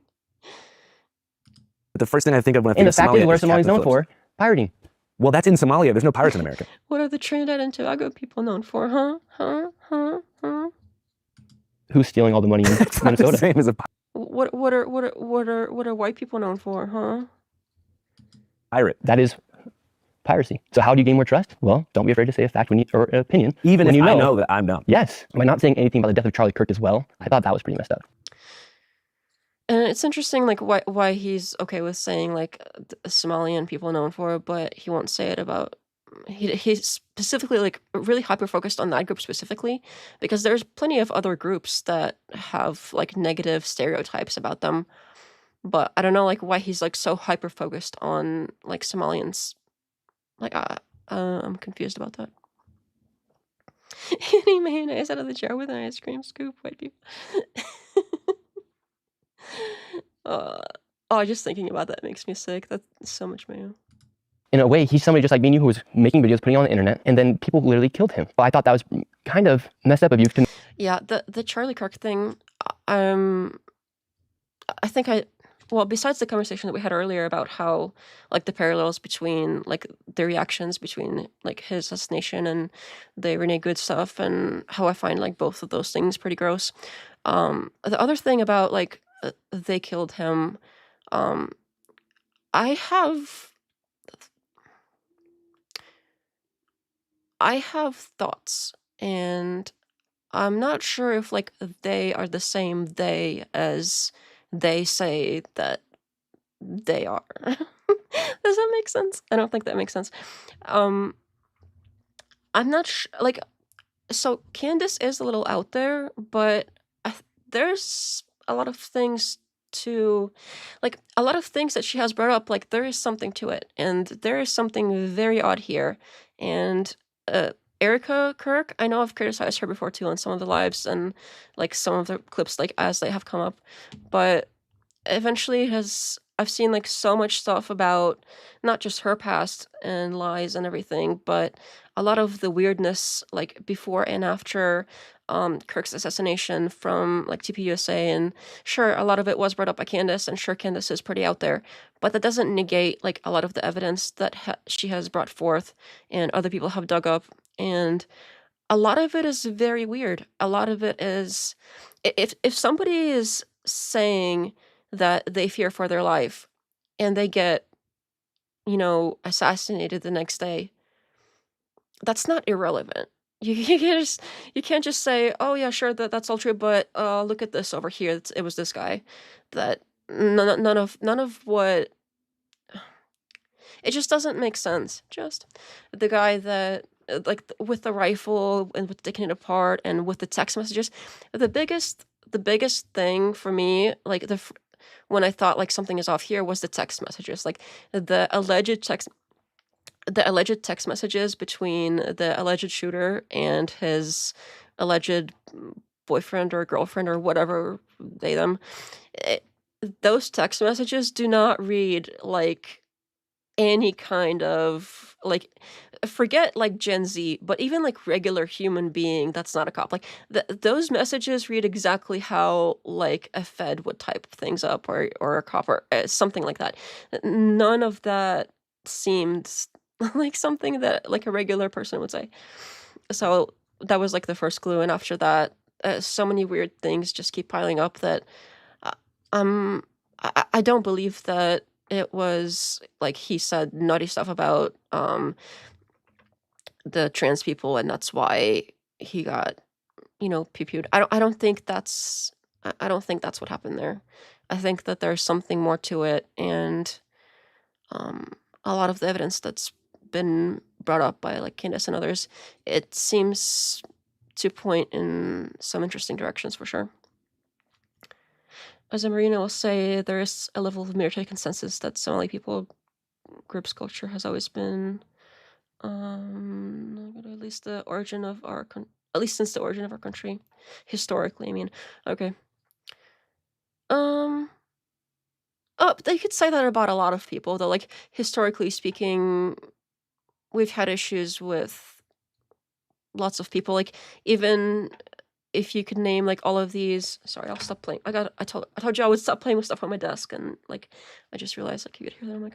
I'm like, I mean, historically we have had, besides the official wars that Congress has called, our government has unofficially been at war with many different people over time. So you could say like even like Vietnam, you could say, well, historically our government has had issues with Vietnamese. What do we know about Vietnamese people? Like so that's why like historically everybody has had a problem with everybody at some point.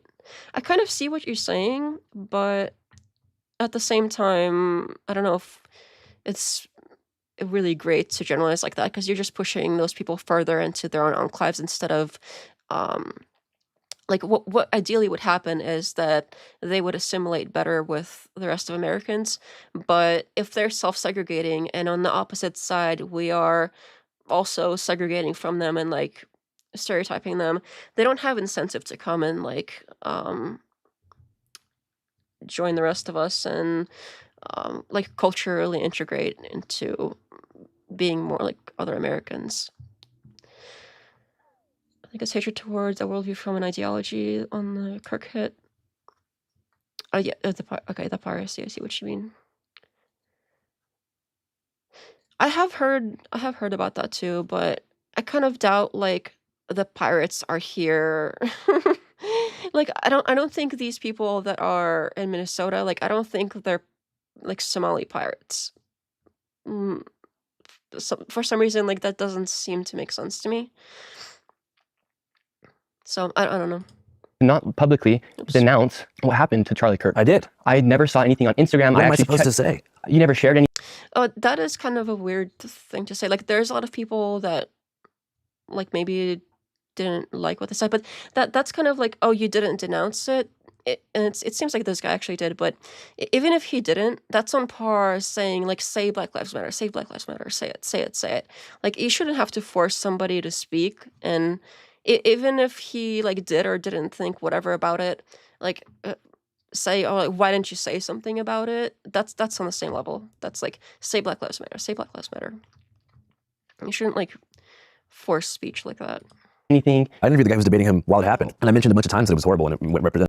Especially since it looks like he did speak out about it. He just didn't like tweet about it. So it's not like up to par. Like, oh, you have to say on this platform that it was bad. Like, I'm not a fan of that. Say her name. What? Margaret Sanger? Virtue signaling, yeah. Like one of the worst pivots in American politics ever. And I didn't even watch the interview because I didn't want to watch that. Well, you should watch it. Okay, so he didn't even watch like what this guy did on the topic, but come out here claiming that he didn't say that he was against it enough or something. Like that's completely out of whack. Sorry, like I don't want to. Why? It's historically relevant. It is historically relevant. I did lose respect for you when it felt like you went silent. Well, you should watch the video. He literally just told you that he did a video on it, and he said that he disagreed with the shooting. Like he said it was bad at the time, and you don't want to watch it because he went silent. But he literally is telling you like, this is where I spoke about it. I'm so confused by this interaction right here. Because I say some stuff in it. Okay, cool. Do you ever see a world in which independent media will overtake corporate traditional media? Well, we still have boomers and they're still watching TV, so that like is a lot of their audience. But when me and you are 50, 60 years old, Do I think that CNN and those companies will be able to operate at the scale that they're operating right now? I think CNN has around, I know they have more than 1,000 employees, and it took one person to expose $110 million in fraud in Minnesota. And then when he does expose it, they investigate the person who exposed the fraud versus investigating the fraud taking place. Nobody has trust in them. Their trust is at all-time low because people like me are able to go and talk. That's true. Like the corporate media, they're fucked. To the liberal woman calling me excuse my French. an ICE agent outside the daycare and also talking to the man who's lived there for 8 years who's never seen a child. It's impossible for them to do that. So you think once boomers go? Yeah, I think once boomers go and once my grandparents aren't here anymore. Which we don't want to happen, but it has to happen. Well, it's just a part of life that people will die. Yeah. But at that point, I think mainstream media will not really be a thing. So what can we do to avoid? Yeah. Shit on boomers. Yeah, I think a lot of them, they grew up in a completely different world and they don't understand how it has changed so drastically and the economy that they left us with and how like it was so easy for them to get a house but basically impossible for us. And it's their fault and they're still hanging on to everything and not like they're like refusing to let it go. But obviously not like every single one of them, but I think most of them don't really like understand how much the world has changed.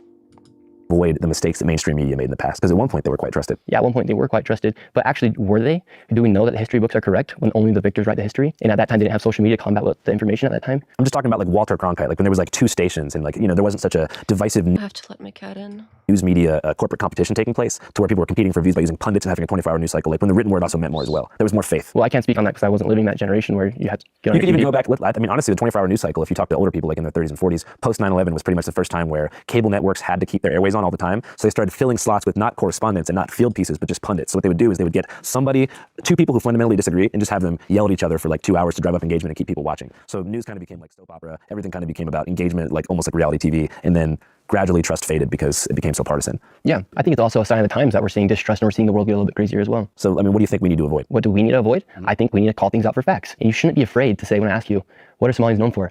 You're afraid of your viewers watching this video calling you a racist or Islamophobe. No, to clarify. You knew that word, Andrew. You knew you were saying pirate. You knew, in your mind, well, you you're knew asking pirate. me to think in a stereotypical mind, what do I think comes... What's the first stereotype? You're asking me what's the first stereotype that comes to mind when I think about Somalia. I said, what are they known for? They are known by Americans who don't know Somalis. What are they known across the West for? Well, the West is very much indoctrinated by Hollywood. I'm just saying, I want to wait to answer that before I actually have engaged with the community on a level to where I can actually say, like, they're known for this type of thing. I feel like we already covered this. Or did he bring it up again, or did I accidentally like click out of it somehow? I don't know. I don't know if I want to finish this like whole thing right now. It's pretty long and it's getting pretty late, but I feel like we just played this. 89% of the fraud in Minnesota. But that wasn't the question. You asked me, hey, what are Somalis known for? And of course, I'm thinking of the movie because it's a Tom Hanks Hollywood blockbuster. Yeah, but it's a fact that they're committing some sort of piracy in Minnesota. 89% of the fraud is committed by Somalis, and that's a fact. Is like a general financial fraud considered piracy? I could be wrong, but I thought like piracy specifically is like a certain type of theft. But I don't know if that's the same thing as fraud in general, or even like, I don't know if that, yeah, I don't know. When we talk about building trust in the future of media, we need to be able to say things for what they are. If Tim Walz goes on TV and calls people like me a white supremacist, it's my responsibility to call Tim Walz. He's enabled this to happen because he's afraid to be called a racist or an Islamophobe. Meanwhile, our generation can't even buy a home. Meanwhile, people are stealing millions of dollars. And he's afraid to say that because he's too afraid of being called a racist or an Islamophobe. I think the one main issue that I feel like unites the left and the right, at least in a certain income bracket in the U.S. Yeah, I mean, if somebody is involved in this fraud, it doesn't matter what they are, who they're, like what color they're and who they're from. They need to be investigated and they need to be fined or prosecuted or whatever it is we have to do, regardless of like what color they are. But I don't know if it's helpful to like generalize here. I don't know. U.S. would be affordability. Yes, 100%. I think it's probably the main issue that we're talking about. Mhm. Deep down, I think that the main... Oh, is piracy specific, not just lying to get money, plundering product and distribution, if I had to guess, like porch piracy. That's interesting. Yeah, like I have like this instinct to say like it's different somehow. I mean, it is a different word. There must be some reason we don't call like general financial fraud piracy. Probably because it like has a different meaning. But I never like looked up each definition and compared or anything. It just kind of feels like it should be different. main difference here is diagnosing how we can get to that point. You know, because when you're talking about your issue with fraud, you mentioned healthcare being expensive. Yeah. So we're all talking about the same thing here. It's just, I think the main difference is how are we going to get there? And then when we have someone like Elon Musk, the smartest man in the world, who offers his help to get rid of fraud here in the United States, that could potentially cut down prices for healthcare, that could potentially help cut down the prices for homes, that could potentially give people better wages, and then they go and attack him. Well, I think one of the biggest problems is also the private sector controls so many of these things, like medicine and also real estate. Like, it's not like home prices are going to get knocked down because the government has more money. It might be able to help people not have to pay so much in taxes. Yeah. It might help people to be able to take their dollar to buy the next. I'm of two minds on this. On one hand, I would love to pay less in taxes. Ideally, there should be no income tax. Like, if that, that's my ideal world, is like no income tax. But on the other hand, I think we spoke about this last stream too, is the government, it's not like the government like takes our taxes and spends that money on like running the government or giving it to these like daycare centers or whatever. It's more like most of the time there's a lot of like borrowing going on.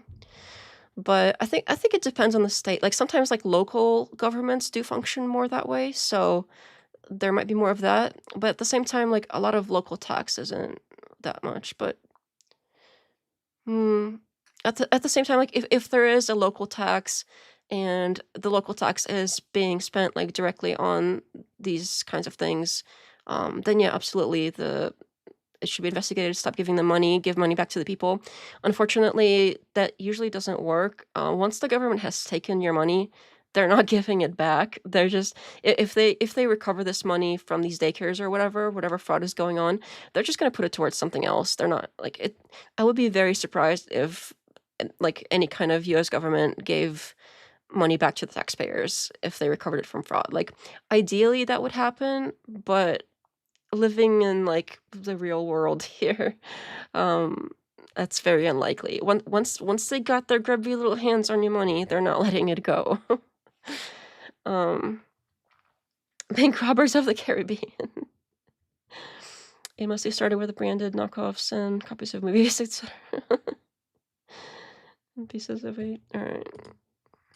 Thing, $120 billion in 2024 going towards fraudulent activity here in the United States. And then we go and attack that person who's trying to combat that. Well, I guess one of the fundamental questions too that I mentioned earlier on in the interview is like, do you trust the government to handle a surplus in tax revenue if fraud is eliminated? Say that question. Like, let's say like fraud is totally eliminated and the government has like an extra stipend of money that they have that they could technically redistribute to things like making medicine cheaper and helping us pay rent. You think that the government would actually do that? Like, do you think they would genuinely invest in social programs that help change the affordability crisis? I think so. And that kind of goes back to having.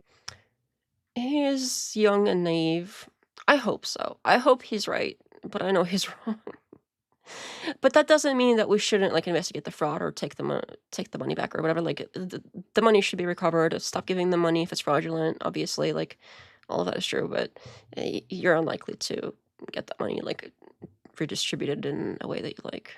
It's government is inherently corrupt. There is always going to be something like if they catch these guys, the government is just going to pair up with whatever other like corrupt organization to like launder money back towards themselves or whatever. Like it's very rare that there's like a benevolent government that only looks out for the people and spends their money wisely and whatever. Like when is the last time that's happened?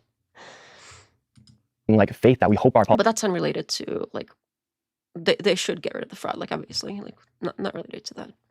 Politicians are going to do better and work for us and us not be working for them. Trump's the only president of our lifetime who's actually not even collecting a salary other than what people say. I used to use this talking point too, like back when I was like trying to get people to vote for Trump instead of Kamala, because there was like this slim chance that he was going to do some of the things he said. But I am. Of course, now I realize it's all the same thing. Whether it's Trump or Kamala, it's gonna the same thing is going to be happening no matter what. Yeah, I don't think he's feeding his ego. Well, he's actually not even taking his the whole like taking salary thing. I think a lot of politicians don't have that much salary, but they end up somehow becoming millionaires because they're getting benefits in other ways by having this power. And it's like, what are people in Congress known for? You go into Congress and you have like a decent salary, but you know, modest compared to what they come out with. Like once you're in Congress for a couple of years, they become like multimillionaires versus their actual salary, which is, oops, sorry, didn't mean to bump you. See, like, oh, I gotta be careful with that. I think I'm gonna remove this thing because it's like it's doing more harm than good. Anyway, yeah, it's once you go in government, people tend to get like kickbacks monetary wise, and it doesn't come from their salary generally. Like that's not what people are famous for, is getting rich off their government salary. It's getting rich off nefarious ways with the government position. I'm from the government and I'm here to help. Oh no. Ron DeSantis.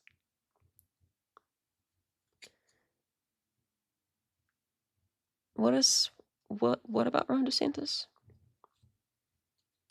Salary, he's lost money, he's been attacked. But that is a funny quote. He's been nearly shot and killed twice. He's had, I think, was it 2 or 3 assassination attempts? I want to say 3. The guy in Pennsylvania, the guy at his golf course, and there's another one. And people want to keep demonizing Trump like he's some sort of devil. He's not even taking a salary. He wants to put tariffs on other countries with the goal of hoping that we can have more money. And actually with that tariff income. Yeah, it seems like the tariffs aren't really working out well for us, honestly. Like, when he was saying, like, oh, if we can do these tariffs and then we can get rid of the income tax, I was like, okay, that's never happening. But yeah, great, do it. Yeah. But we still have the income tax, but now things cost more. So I don't know if that's working out that well, honestly. You like Ron? I think he actually worked for the state that he governed. He had a terrible run for president, but it seems like people in Florida like him. So the quote I gave above from Ronald Reagan, very effective illustration problem. I've heard that quote many times. I didn't know it came from Reagan, but that's one I've heard before. That's a good one, but I didn't know that Reagan was the source of that. He's even given military a bonus for Christmas. Yeah. And people are saying tariffs are bad. Why should we be paying more money than Indonesia for sending stuff into our country? That's a good question. So like, it's also like if Trump's cutting all these different social programs and stuff, who's to say that if he had more money, he would reinvest in the people? He's not. For instance, when people say he's cutting out funding for food stamps, he's telling people, all right, you're on it for this amount of time, but you need to be showing that you're trying to get off it. Trump is actually incentivizing people to go make a better life for themselves. He's even giving children, he's showing kids how to invest money at a younger age through the... Wasn't there this big, beautiful bill where there was like the most spending ever? It seems like every time we're talking about like cutting money, but cutting money from the places where we're not even spending as much money as we are on like war. And what happened to ending the war in Ukraine? That's still going on. That's probably the primary reason that I was kind of leaning towards Trump before the election, is because of the Ukraine promises. Like he wasn't going to support them anymore. He threatened to cut off aid to Ukraine. And I was like, yes, finally we can end this war. But here we are, 2026. Has he done any of that? No. It's still going on. And there's still money and weapons and everything being funneled through Europe into Ukraine, and none of that has changed. Literally nothing has changed. He played it up. There was some drama, but nothing is different. There's still people dying there. So his whole like, I just want people to stop dying, that was obviously bullshit, right? Because like, where's that energy now? Stock accounts he's created for him. Michael Dell, the owner of Dell. A lot of this, like, I don't know. This kid, he's a young kid. He's got all this like fame now. People from one particular side of the aisle are like giving him all this attention, and he's making money. The opposite side of the aisle is calling him a white supremacist. So I'm not surprised that he sees things really like black and white like this, like, oh, Trump good and everybody else bad. So this isn't surprising. It's not like the kind of position he's in and the kind of life experience he's had. It's not surprising that he thinks that, but I don't think he's got it quite right there. He gave each child, like, I think $250 so they can see how to invest their money. Right now, you're seeing more people who actually have the power to make a change in America than ever before get involved in the politics. And not because they want to, but because they've been forced to. But then you see people come after them for it. I don't know what you're going to title this video. Nick Shirley interview. Okay, sick. Yeah, but I just think there's so many issues in the United States right now, and we can actually go out and combat them. We can combat the immigration crisis. We can say that illegal migrants should not be here. The word is illegal. If you're going to come after me for exposing fraud, something is morally wrong with... And I agree. And I think I've said this many times before. Like, I'm fine with people are removing illegal immigrants, but I wish they would start with the ones that are dangerous, because you can always I don't know how many. I don't know if I should repeat myself on this, but you always know where the ones that have been here for 20 years that are raising a family are. Like you know where they live. They're not going anywhere. Start with the ones that are dangerous. Start with the ones that have entered more recently. That like entered after we as a country said we don't want more immigrants, and they came anyway. That are start with the more gang affiliated ones, but those are more difficult to get right. So they go for the easy targets just to pump their numbers up, and those are the ones that people don't really mind that much. So can't those be the last on the list? Start with the dangerous ones. Leave the Mexican taco shop runner down the street. Leave him for last. Put him last on your list. You can get him after you get all the more dangerous people out. I don't know, and I'm gonna stop harping on that. I know I've said that a bunch of times already, but every time the immigration thing is brought up, I'm like, sure, I agree that they shouldn't be here, but priorities, prioritize properly. With your brain, where you've gotten to the point where you think fraud is good. That perspective is probably more like these people are socioeconomically disadvantaged. They're not, though. They're here in America. We all have the same opportunity. They're Somalian Americans. Well, there's pretty significant funding and financial disparities between areas in the U.S. Well, 81% of Somalians are on welfare. But welfare doesn't necessarily cover everything. It's not like they give you a ridiculous amount of money. But they have the same opportunity I do when I wake up in the morning to go create the best life I can possibly create for myself. Everybody has the same opportunity if you're a United States citizen. Whether you're black, Mexican, Asian. I mean, look at your crew filming right now. You have an Asian, Japanese man. I don't know who he is. You have a Mexican with a face tat. Look at that Mexican and all the opportunity he's got. And what about him? He's a white American with face tattoos, and he's working just with you. Yeah. So the fact that people think that they don't have the same opportunity or they can't go create a lifestyle they want, I don't believe in that. I've never worked for any. That's a good point, and I've always said that too. I think that if you say that people are disadvantaged based on race, and sure, there is some truth to that. Historically, there have been issues, but if you stick with that narrative, that only creates victims and people. If you tell people, hey, no matter what, you don't have the same opportunities. No matter what, you're not going to get as far as I'm going to get. Why would they try at that point? I think that disincentivizes the people that you're talking about from even trying to do better for themselves if you just keep telling them that they're victims. So I don't know. I think even if there is some truth to it, that historically there have been issues, and even today, there are some racists out there. Sure, all of that is true, but if we really treat people like children, they're gonna act like that, and they're gonna be dependent forever, and they're not gonna be happy. They're gonna be stuck in a rut and not be able to pull themselves out. I think if we it's what is it called? The bigotry of low expectations. I think if we don't expect people to do well, what reason do they have to do well? That's kind of where that's at. DeSantis. He has no riz, but he has character. DeSantis can't defeat Trump though. Yeah, I forgot exactly what it was, but there was a point in the campaign where he just made I think he had what was it? I don't remember exactly what happened. Maybe he had a rally or something or a speech that he did, and he just did such a terrible job. Or there was some kind of a event, or he went to have a rally somewhere where he should have been at home in his state, or maybe that was something. Anyway, I don't remember exactly what it was, but he had a ton of fumbles, plus social media game was totally off. His whole campaign was terrible. I know a lot of Floridians like him because they keep, electing him. So, good for them. Obviously, I don't agree with him on a lot of things, but some of things I do agree. So, and plus, if people there elect him, then he should be doing that. Be there doing that. But he obviously wasn't up to par for electing nationally because not enough people voted for him. Buddy, my entire life, I've created everything I have.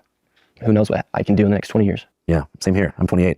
So maybe you and I will What's your plans for the future, Andrew? Man. Do you want to make YouTube videos until you're 60? Yeah, I want to make YouTube videos until I'm 85. That'd be sick. So what do you want to do in the future? What's the long-term plan? Long-term plan would be, I think what you just saw is actually creating change inside of America, a video that actually created change. And so I'd like to continue making the world a better place, whether it be through cutting off fraud or speaking out against corruption or helping the old lady next to me. And are you ever worried the Matrix will come for you if you continue to accrue power and influence? Well, they are. When you say the Matrix, I think that's the mainstream media or people, but who do you think the Matrix is? I think it's the C-suites of the corporations that own the major news channels. Yeah, I mean, they can try, but that's why I think it's so important that we have platforms like X. Say the mainstream media hates you, you can still make a business off of people who support you. Is there any coverage that you regret at all? Yeah, there actually is some coverage I think I've like messed up on, or not that I necessarily messed up on, but maybe not have been totally informed, which is hard because when you're making a YouTube video every single week, you just can't be like the expert on every topic. So there was a time when I went to Ukraine and I made a video, and I was missing, I kind of like, geographically, I'm from Utah, so all the mountains and stuff, like north to south. And when I was in Ukraine, they asked me like, do you want to go to where the first place where Russia invaded, which was a place called Busha?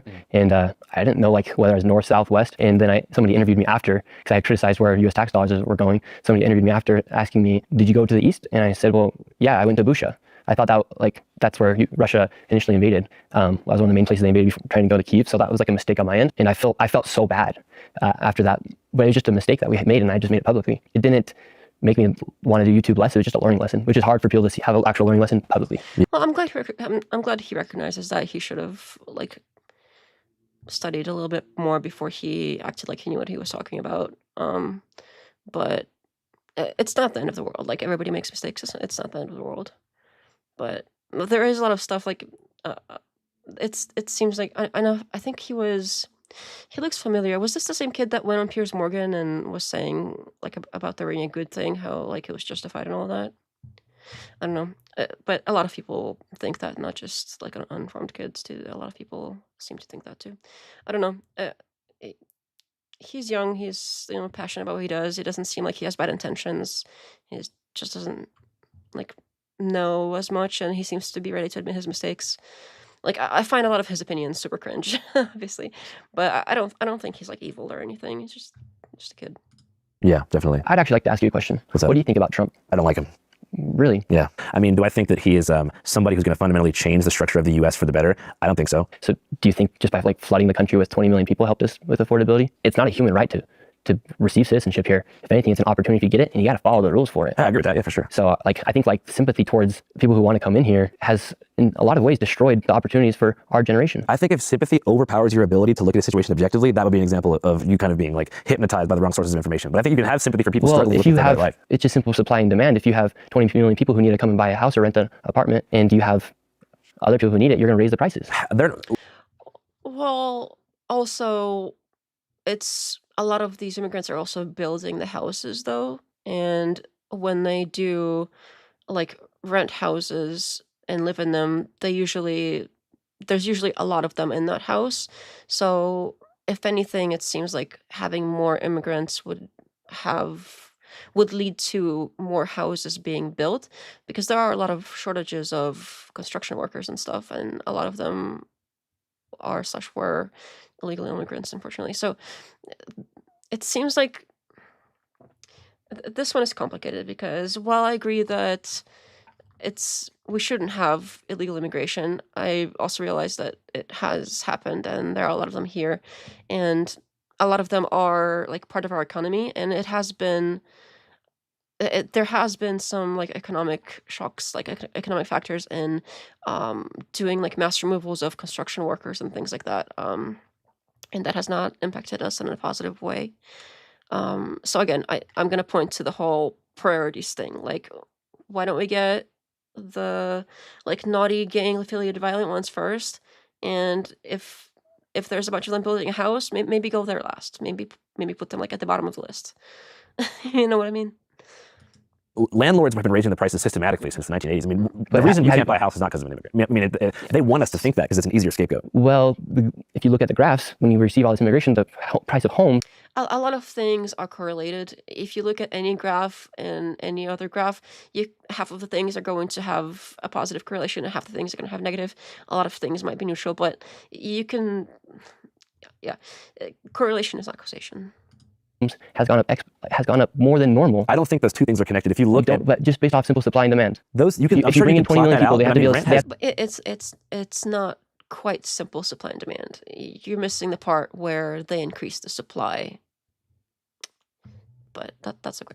To be able to sleep in at least 10 million different locations. Yeah, but we have 340 million people. I mean, I'm just saying home values rising and rent rising is a result of like greedy developers, landlords doing price gouging. So I also don't like this whole like, oh, well, people are greedy and that's why prices are rising. Like, I just don't like that excuse. Our economy is super messed up, but and sure, like, it's because of like cronyism, and sure, cronyism does have to do with greed, But I think just saying greed is missing the nuance of like, oh, it's the cronies that are working like with the governments and getting kickbacks for themselves and um like doing all this like money laundering and whatever and not playing fair. When people say like greedy, a lot of times they mean just like somebody did well in business and they got rich and they like run their company in a way that is profitable and they're like, oh, well, everybody's just greedy because they're making profit. Like, I don't think that's true. You can be it's okay to be rich and make money and make a profit. That doesn't make you greedy. So when people just toss out like, oh, it's greed, it's greed, it's greed all the time, like as like a reason for everything, I find that kind of annoying. But sure, like part of cronyism is like some greed, but just call out the cronyism, and you know, like what kind of like personal issues with the greed of they may or may not have is not relevant, really. It's like the fact is like the cronyism stuff is bad. We gotta root it out and do the best we can at least. Anyway, I think I've been harping a little bit too long. It's already pretty late. And there's still like a lot of this, and it seems like they're going into like his like general opinions on things, which seem like pretty. I think it's very like predictable where this is gonna go. I think we've heard enough. So yeah, that's where I'm at with that. So yeah, tonight was a little bit more political than usual, but there has been a lot of like political stuff going on that I felt I should at least kind of speak on a little bit, especially with that shooting situation. And I am seeing a lot of hypocrisy, and the hypocrisy is it's bothering me. Hypocrisy is icky, and therefore we shall expose the icky. But anyway, long story short, I think that's going to be pretty much it. And if anybody has anything for like if you have anything you want me to react to, like any kind of debate or anything, you can post it in a Discord. There's like a channel for it, like ideas or feedback or something. Anywhere you like, really. So yeah, if you want me to react to something, there's Discord. And thanks for hanging out with me, everybody. It's pretty good night, but I have been blabbing long enough. So yeah, thank you. I will see you next time. We'll try to do another stream sometime during the week, and then we'll keep doing Saturdays. And then we'll do like one more weekday every week, I think, if everything goes well. So I'll try. Thank you. Good night.